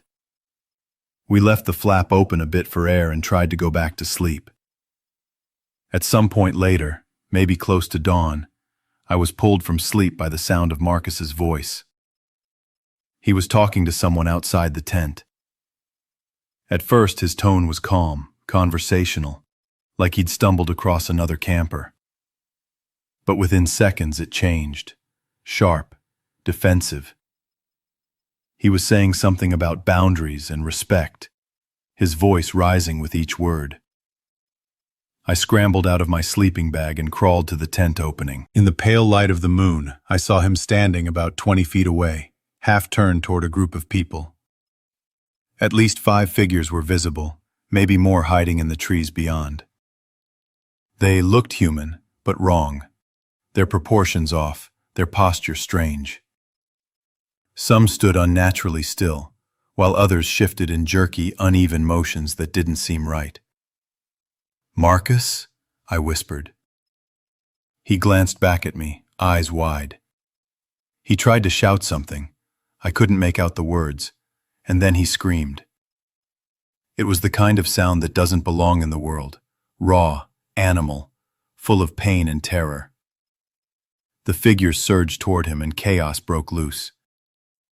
I saw shapes collide, heard the thud of bodies and a guttural snarl that made my blood run cold. And then I ran. Every instinct I had screamed at me to get away. I bolted into the woods, barefoot, half blind in the darkness. Branches tore at my arms and face. My lungs burned. Behind me came crashing sounds. Pursuit. The unmistakable rhythm of multiple feet moving through brush, coordinated and fast. They weren't chasing randomly. I realized that quickly. They were herding me, cutting off angles, steering me in a direction of their choosing. Every time I veered, the sounds shifted to block me. It was like being driven. I don't know how long I ran. 30 minutes, maybe less, before the noises began to fade. My legs gave out beneath me near a dry stream bed scattered with stones. I staggered forward, splashing through shallow water until I found a boulder large enough to lean against. My whole body trembled with exhaustion and fear. I stayed there, listening, The forest began to breathe again, the normal chirps and rustles slowly returning as if nothing had happened. But I couldn't shake the feeling that eyes were still watching from somewhere unseen. Time blurred. I sat there, shivering in the dark, hugging my knees, trying to steady my breath. The cold crept in through my torn clothes. I thought about Marcus, his scream, the sound of struggle, and knew with sick certainty that he was gone. Whatever those things were, they had taken him. There was no tent, no supplies, no flashlight, and no safe path back. My phone was useless. I already knew there was no signal this deep in the forest. I had one shoe left and a wristwatch that told me nothing but how slowly the night was passing. I decided my best chance was to stay put until daylight. Moving blindly in the dark would only get me lost, or worse, send me straight back toward them. So I crouched low against the rock, every sound in the forest magnified 100-fold. The hours dragged on, an endless stretch of cold fear. When dawn finally came, the forest looked different. Not safe, but less oppressive. The sunlight brought a thin illusion of comfort. I examined myself.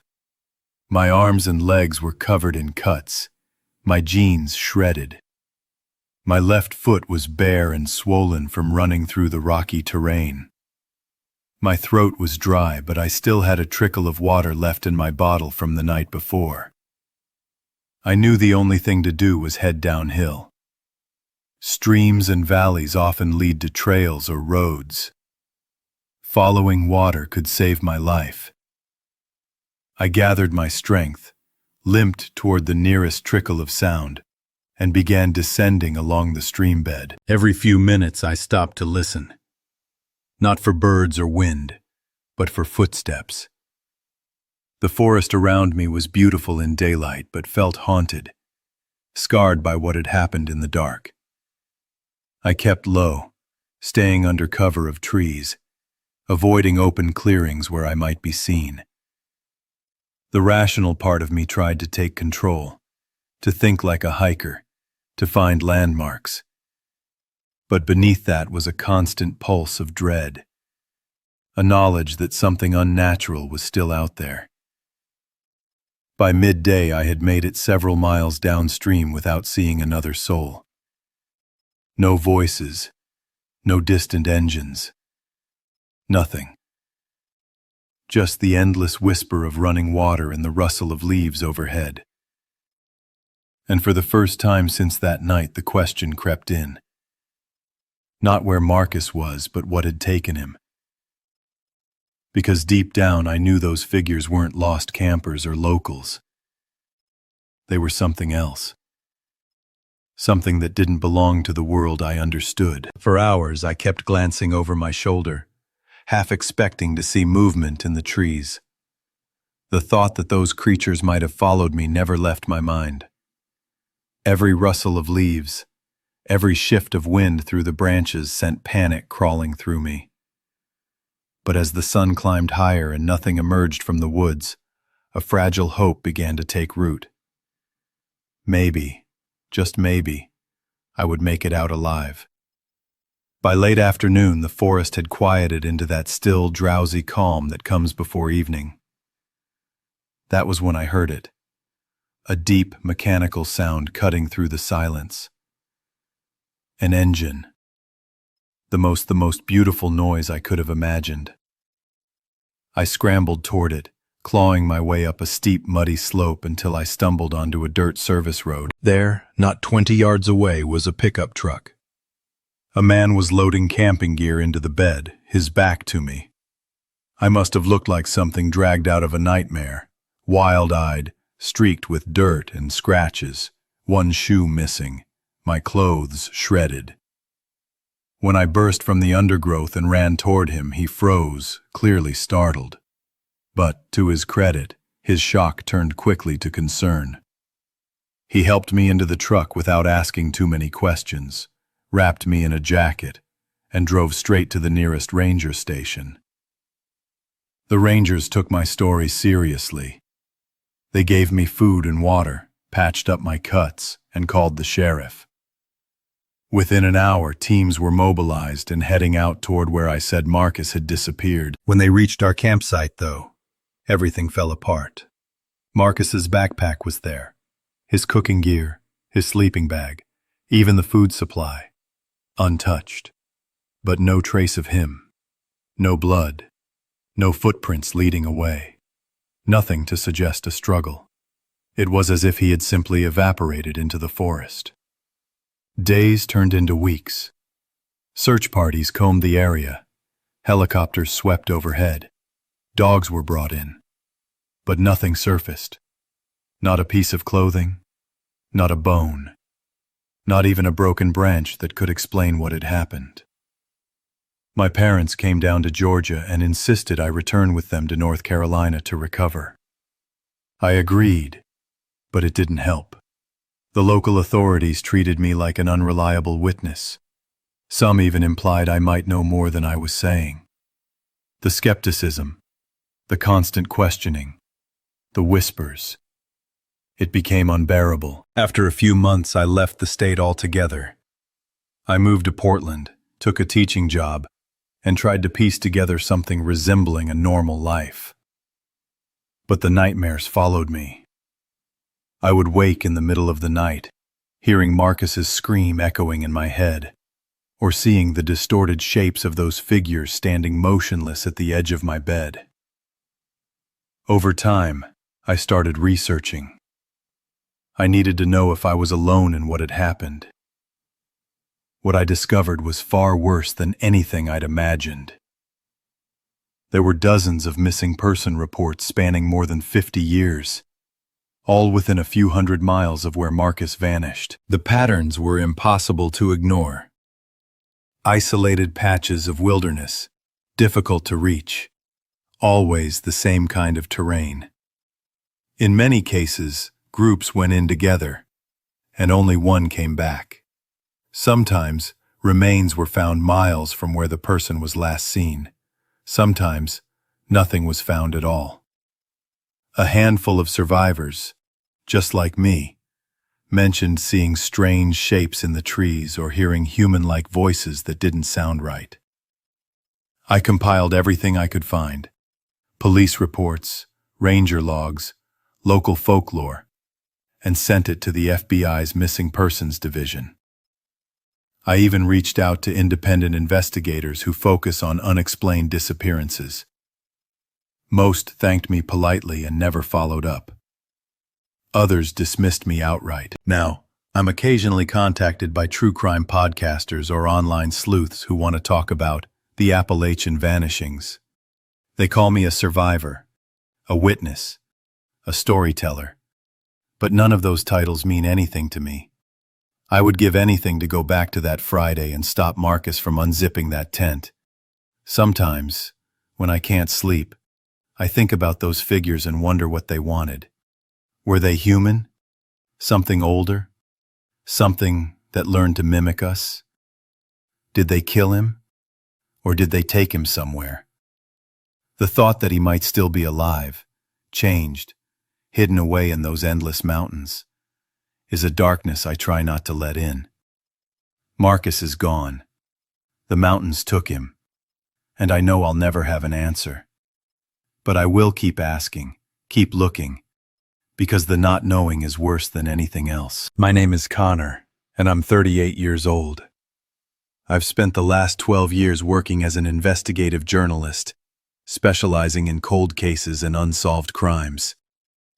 I've helped solve more than a few, and I built my reputation on skepticism, on questioning every convenient story and chasing hard evidence, not legends. I don't believe in ghosts or monsters. At least, I didn't. That mindset served me well for most of my career, until one case made me question everything I thought I understood. It began in September of 2021.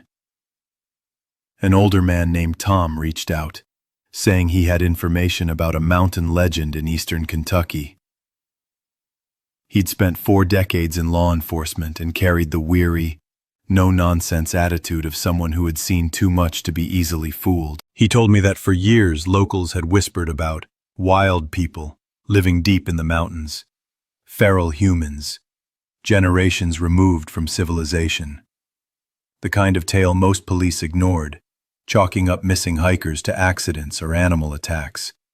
But Tom insisted the stories were true. He said he had seen evidence. He offered to show me, but only if I went myself. He handed me a folded map marked with coordinates and warned me not to go after dark. "Don't approach them," he said. "Just observe, record, leave." I was intrigued but skeptical. It sounded like a campfire myth that had snowballed into folklore. Still, I arranged a week off from work, packed my camera gear, and drove to Kentucky. Tom met me in a small mountain town. He refused to come along, claiming his presence might draw attention. Before I left, he repeated his warning. "Be careful. They don't like strangers." The hike took about 2 hours through dense, uneven terrain. My GPS guided me closer to the coordinates, and soon I started noticing signs. Carved tree markers, flattened paths, remnants of old campfires. At first I thought they might belong to hunters or squatters, but the patterns felt deliberate, organized. When I finally reached the clearing, I froze.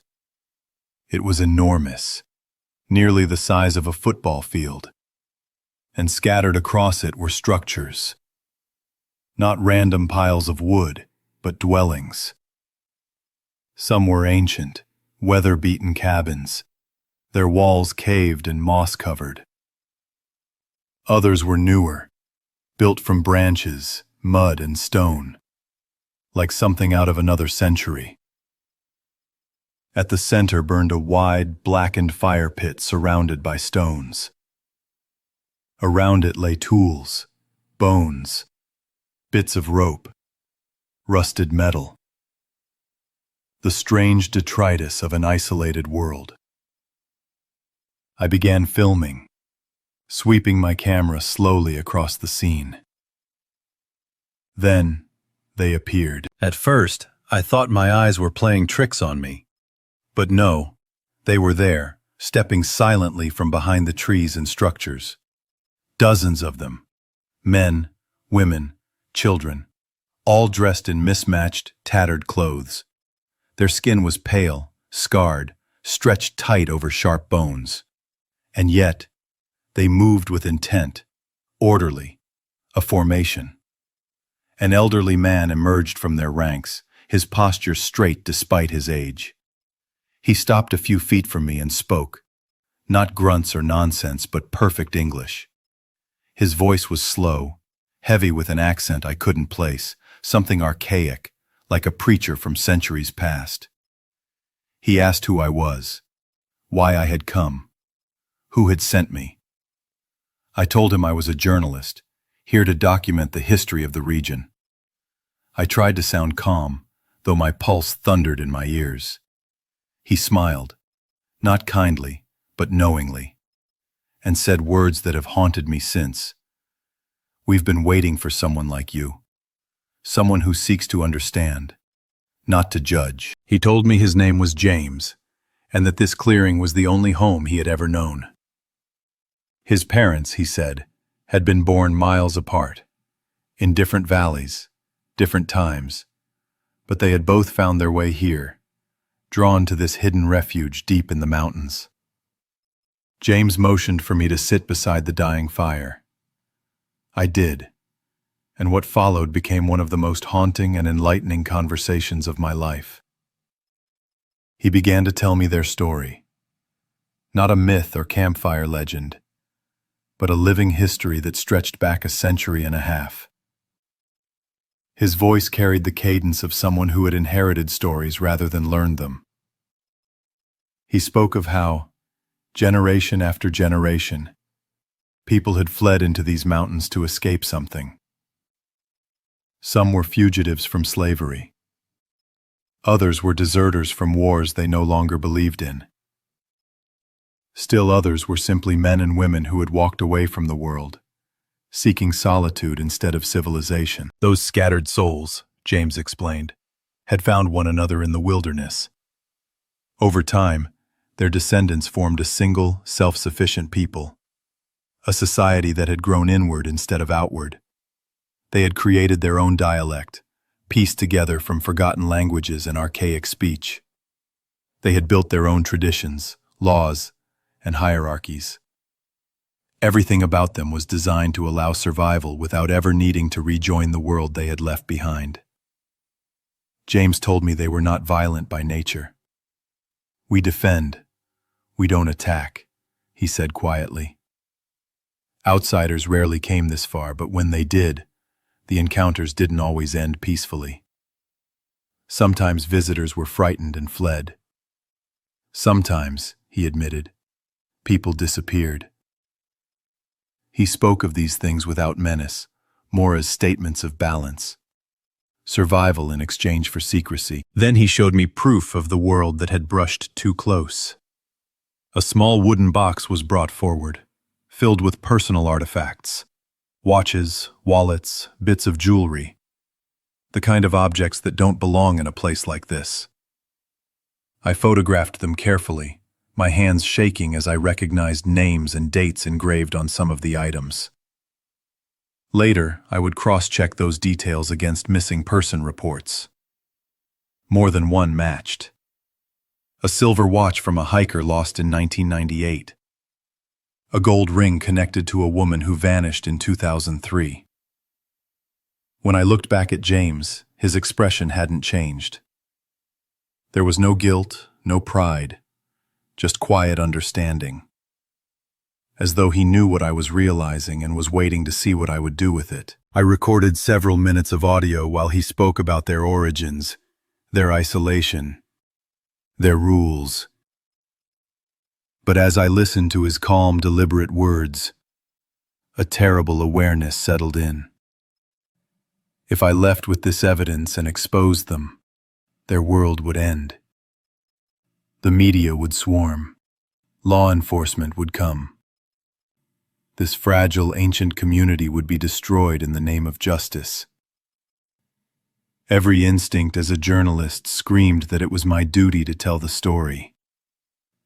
Yet another part of me, the part still sitting by that smoky fire, staring at faces that were weathered but human, couldn't do it. They weren't the monsters I had expected to find. They were simply people who had chosen a path outside civilization's boundaries. So I made a choice that has haunted me ever since. I promised James I would leave, and that no one from the outside world would ever learn their exact location from me. In return, I asked him to promise something of his own.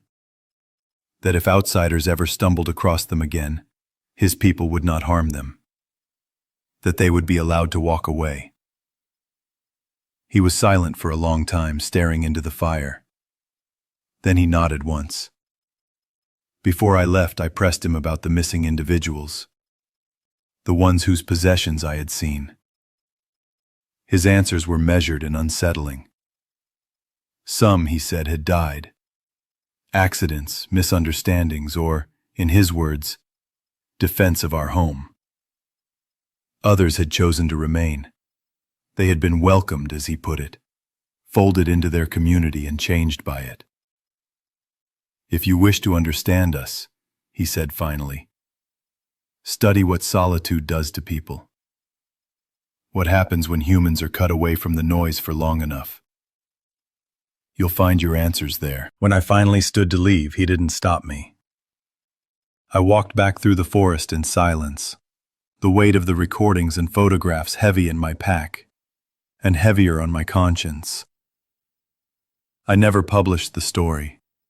I turned over a summarized report and select files to the FBI under confidentiality, but I withheld the coordinates, the recordings, and James's name. Some would call that cowardice. Others might call it mercy. I still don't know which it was. What I did do was compile everything I'd gathered. Timelines, case files, patterns of disappearances, into a private database. Over the years, I've shared parts of that archive with other investigators and researchers, studying the same strange vanishings across Appalachia.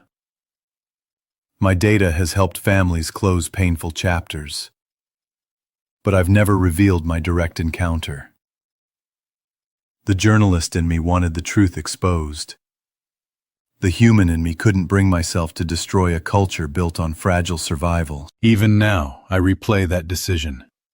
Did my silence allow more people to vanish? Or did it prevent an inevitable massacre if authorities had stormed that hidden valley? I don't know. James had looked me straight in the eye when he agreed not to harm anyone. I choose to believe he meant it. Since then, my work has shifted. I no longer chase confrontation or try to uncover hidden communities. Instead, I analyze missing person data, study the topography of remote mountain ranges, and share findings that might guide search teams. I monitor local reports from that region, scanning for signs that James's people are still there, or that something has changed. What I learned from that encounter is that the Appalachians hold truths far stranger than folklore ever suggested. Hidden in those ridges are whole societies that time forgot. Groups who have rewritten what it means to live, to govern, to survive. They aren't supernatural. They aren't mythical beasts. There's something far more unsettling. Human beings who stepped out of civilization so long ago that they became something else entirely. They exist in a space between innocence and guilt, between survival and morality. A mirror reflecting what we all might become without the rules that bind us. The most chilling mysteries I've realized aren't born from ghosts or monsters. They come from people. From what humanity turns into when it's left alone long enough to evolve its own kind of order. My academic journey has always been driven by a fascination with the stories that human remains can tell. Fragments of lives long past, silent witnesses to history. I've dedicated my studies to uncovering those stories, hoping one day to merge scientific precision with compassion, to bring both understanding and closure to the families of the lost. In April 2024, that passion led me to join a university-led excavation project in the mountains of western North Carolina. Officially, the expedition's goal was to study what was believed to be an early Cherokee settlement site, predating European contact. Our team included 3 graduate students, myself among them, 5 undergraduates, and Dr. Margaret Chen, our lead archaeologist. Dr. Chen was well known in the field for her research on southeastern indigenous cultures, and she ran the project with a balance of strict professionalism and deep respect for heritage. The permits were secured properly through the National Forest Service, the University Ethics Board, and in consultation with Cherokee Nation representatives. Every step was transparent and compliant. Our field site lay within a remote section of mountain forest, on land privately owned, but temporarily leased to the university for research purposes. We established a small but well-equipped camp, tents, portable field labs, and an organized grid for excavation units. Documentation standards were rigorous, and Dr. Chen emphasized respect for both cultural and ecological preservation. The first week passed in perfect rhythm. We surveyed, mapped, and dug carefully, layer by layer. Every new find, pottery shards, chipped stone tools, fragments of early dwellings, was cataloged and photographed with precision. The atmosphere was one of quiet excitement. The work was challenging, but it felt meaningful. Then, on the 8th day, that sense of calm discovery shattered. At about 4 feet below the surface, In what had appeared to be a simple depression, we unearthed human remains. At first, we thought we might have stumbled onto a late-period Cherokee burial. But that assumption vanished almost instantly. The bones were far too recent, perhaps no more than a century old, according to Dr. Chen's preliminary assessment. And what unsettled us most wasn't their age, but their condition. The skulls bore fractures, deliberate ones, consistent with blunt force trauma. The arrangement of the skeletons suggested a hasty burial, not ceremony. Dr. Chen immediately halted all digging. She contacted local authorities and the state archaeologist's office, requesting a forensic response team. We were ordered to secure the site and await direction. As evening settled, the unease in camp grew. That was when the landowner arrived, accompanied by an elderly man I had never seen before. The landowner's demeanor was nervous, almost fearful, and he introduced the stranger only as a community elder. Dr. Chen met them privately, but the forest was quiet enough that we overheard parts of their conversation. The old man's voice was firm, his tone pleading. He warned her to stop the excavation, said that we were disturbing something sacred, something that had been protected for generations. He insisted that continuing would invite trouble. Dr. Chen, calm and measured, explained our professional and legal responsibility.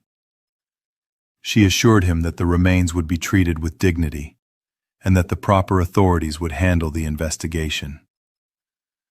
The man listened, but his expression was grim. Before leaving, he turned to face us, the student standing nearby, and said something that still echoes in my mind. Those bones belong to families that never stopped guarding them. They won't take kindly to strangers digging them up. The next morning, a forensic anthropology team arrived to assist. Under their supervision, we began carefully uncovering the burial pit again. By midday, 15 individuals had been exposed. The site was horrific, evidence of violence preserved in the soil. As we worked, I became aware of movement at the edge of the tree line. At first, I assumed it was forest rangers checking on us. But when I looked up, I froze. Dozens of people, men, women, and children, stood silently among the trees, watching us. Their clothes were worn, hand sewn in places. Their skin was pale, as though they seldom saw sunlight. They said nothing, just stared with a mix of grief and anger that sent a chill through the air. Dr. Chen straightened, brushing dirt from her gloves, and stepped forward cautiously to greet them. She spoke with the professionalism of someone trying to de-escalate a situation. That was when one of the older women broke down in tears. Her voice trembled as she spoke, slow, deliberate, filled with pain. "These are our people," she said. "Our family. They were killed, taken from us by men who wanted us gone from these mountains. We buried them here to keep them safe. And now you've brought them back into the light for strangers to look at." Her words carried an unmistakable weight of truth. She explained that her community had lived in these mountains for over a century, descended from those who had fled persecution, enslaved people, deserters, outcasts, all drawn to isolation as a means of survival. Over generations, they had formed their own independent society, bound by shared hardship and secrecy. But, she said, they had always been hunted, targeted by outsiders who viewed them as a problem to be erased. The bodies we'd found were not ancient artifacts. They were victims, people massacred by government agents or local militias decades ago.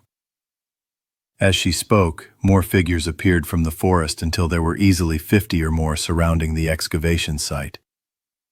The tension was unbearable. Dr. Chen tried to remain calm, speaking respectfully, explaining our role, our ethics, the need for documentation. She offered a compromise, that we would fully record the remains, then allow the community to reclaim and rebury them with proper ceremony. The woman seemed to consider this and nodded faintly after conferring with others. The air began to ease, until the sound of engines broke through the silence. Park rangers had arrived, responding to an earlier radio call for assistance. Within minutes, several vehicles pulled up, and uniformed officers began securing the perimeter. The community members stiffened, their grief shifting to alarm. Dr. Chen tried to calm both sides, but it was too late. The ranger captain ordered everyone to back away from the site for safety. The crowd didn't move. Instead, they began to advance slowly, silent and unified. The officers drew weapons, shouting for them to retreat. It was a scene on the edge of disaster, history threatening to repeat itself. Finally, the captain made the decision. We were to evacuate immediately. We were rushed into vehicles and driven down the winding mountain road as night fell. Through the rear window, I watched the figures move toward the open grave, as though preparing to reclaim it. The official report, which I later accessed, stated that the excavation had been suspended due to cultural sensitivity and security concerns. It also confirmed that the remains had been reburied at the site by Forest Service personnel, and that further study was prohibited. When I later approached Dr. Chen about revisiting the site, she told me quietly that the university had received a direct order to cease all involvement. No further investigation. No press statements. That answer didn't satisfy me. On my own time, I began researching the area's history. What I found was disturbing.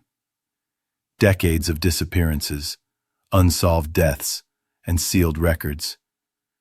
Entire families had vanished without explanation. The evidence pointed to a pattern. A hidden war between the isolated mountain communities and the systems that sought to erase them. Those 15 skeletons, I realized, were not artifacts. They were victims of a forgotten atrocity. Erased not by time but by deliberate silence. I changed my academic focus after that. Instead of pursuing traditional fieldwork, I began studying the ethics of excavation, particularly in cases involving marginalized or secretive communities. I now advocate for collaborative archaeology, where local voices have authority over how their histories are studied and represented. But I still think about that grave, about the people who stood in the forest that day, eyes filled with sorrow and defiance, about the woman who said, "Those bones have families." And I wonder how many more graves are hidden beneath the Appalachian soil. How many stories remain buried, because it is safer that way.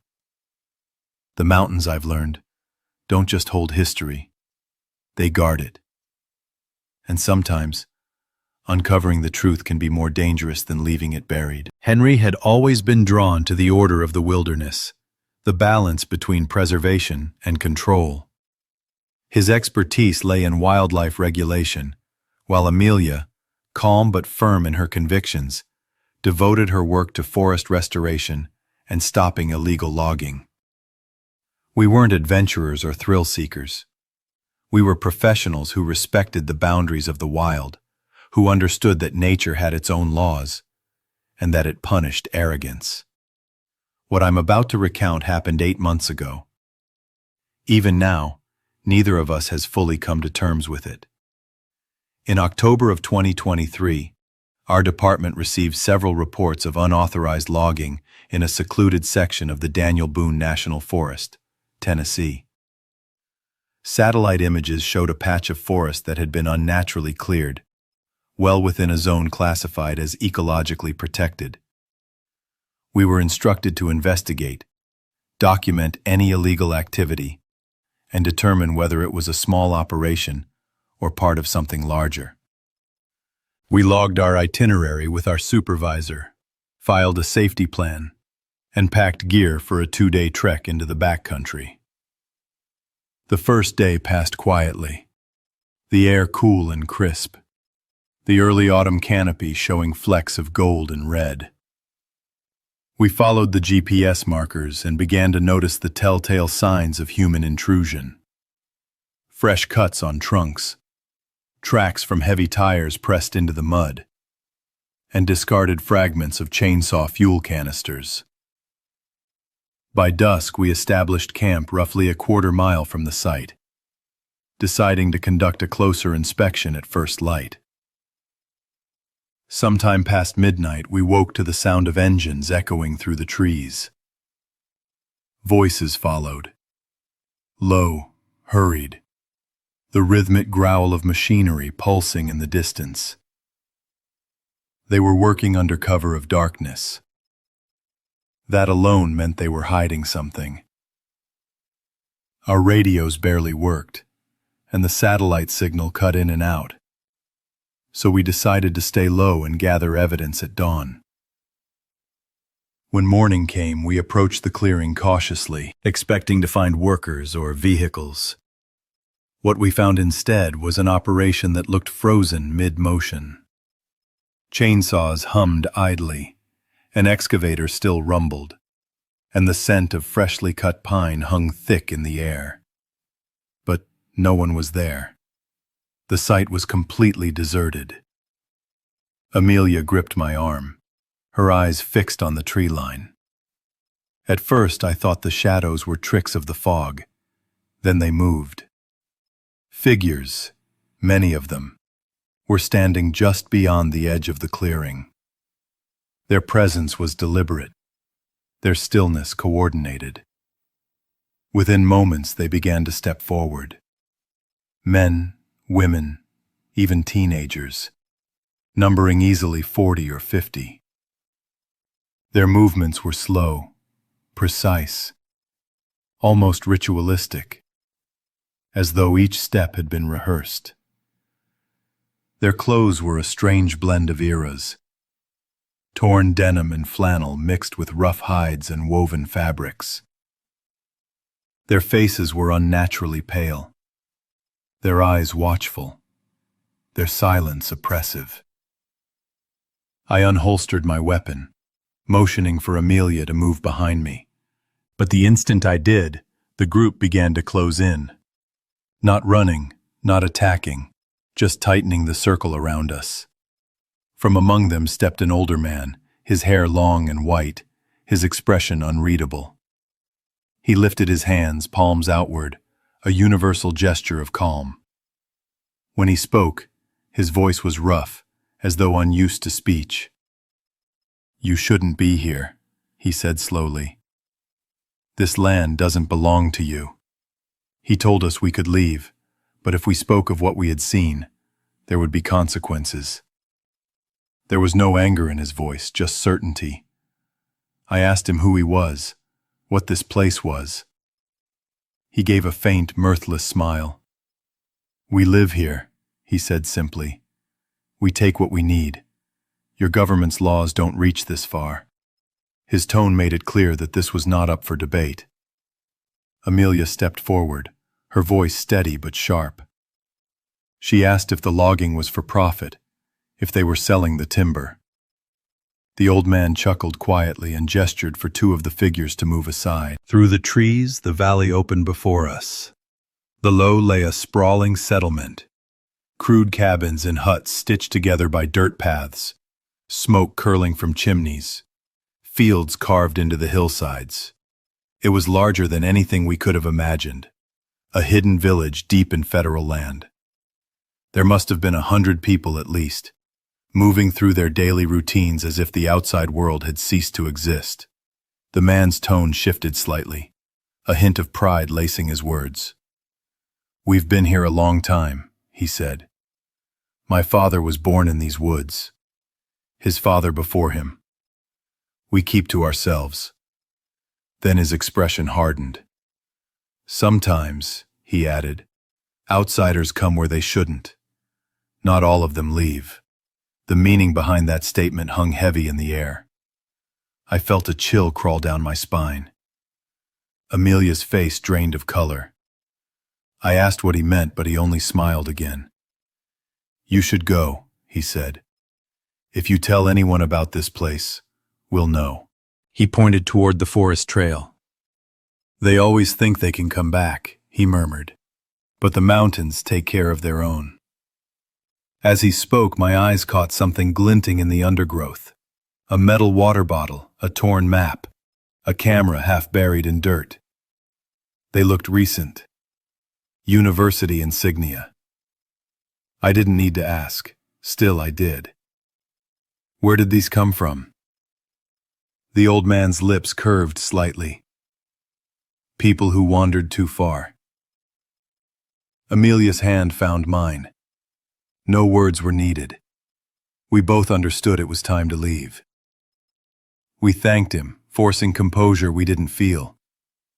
The figures parted, creating a narrow path through the clearing. We walked it without looking back, every instinct screaming to run, but knowing that panic might trigger something worse. Only when the forest swallowed the clearing behind us did we break into a hurried pace. We tore down our camp, packed in silence, and began the long trek out of the woods. The hike back felt endless, every rustle in the trees a threat, every echo behind us a phantom step.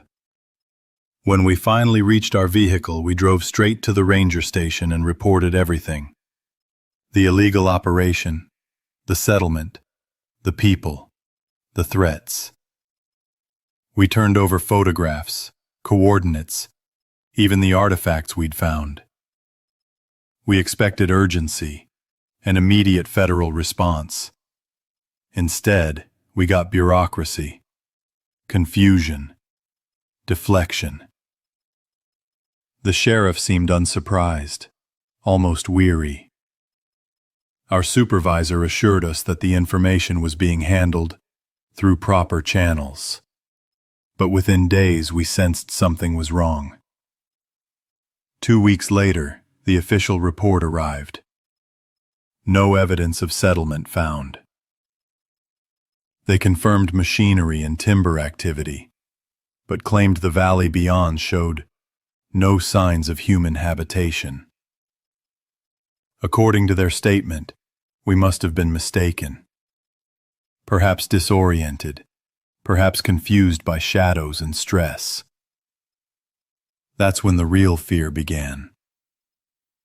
Unmarked vehicles began appearing near our driveway, always parked just far enough to be deniable. We'd see faces we didn't recognize watching from across parking lots. Once, we came home to find symbols carved into the trees behind our house. The same spiral patterns we'd seen on wooden posts in the forest. We filed police reports. Nothing came of them. Probably pranksters, they said. Our supervisor called us in one afternoon. He didn't speak in threats, but his meaning was clear. He advised us to take some personal time, to consider relocation. We didn't argue. Within months, we resigned our positions.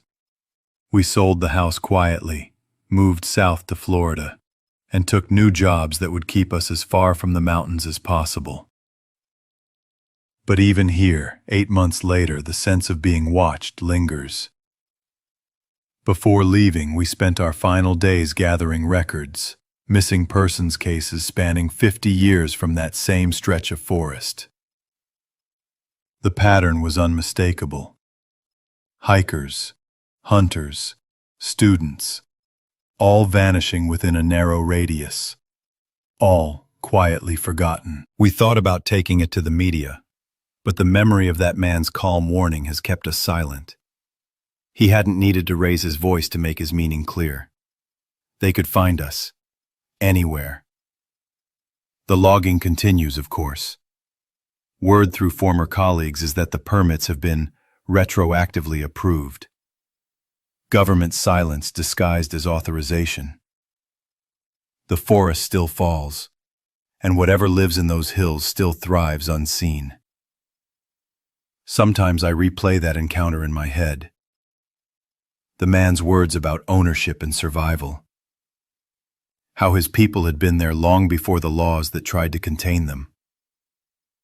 There was something both ancient and ruthless in that truth. We were trained to protect the land, to preserve ecosystems from human harm. But out there, we discovered something older than conservation. A wilderness that protects itself, and those who have learned to disappear within it. The mountains, it seems, have their own guardians, and their secrets are not meant to be unearthed.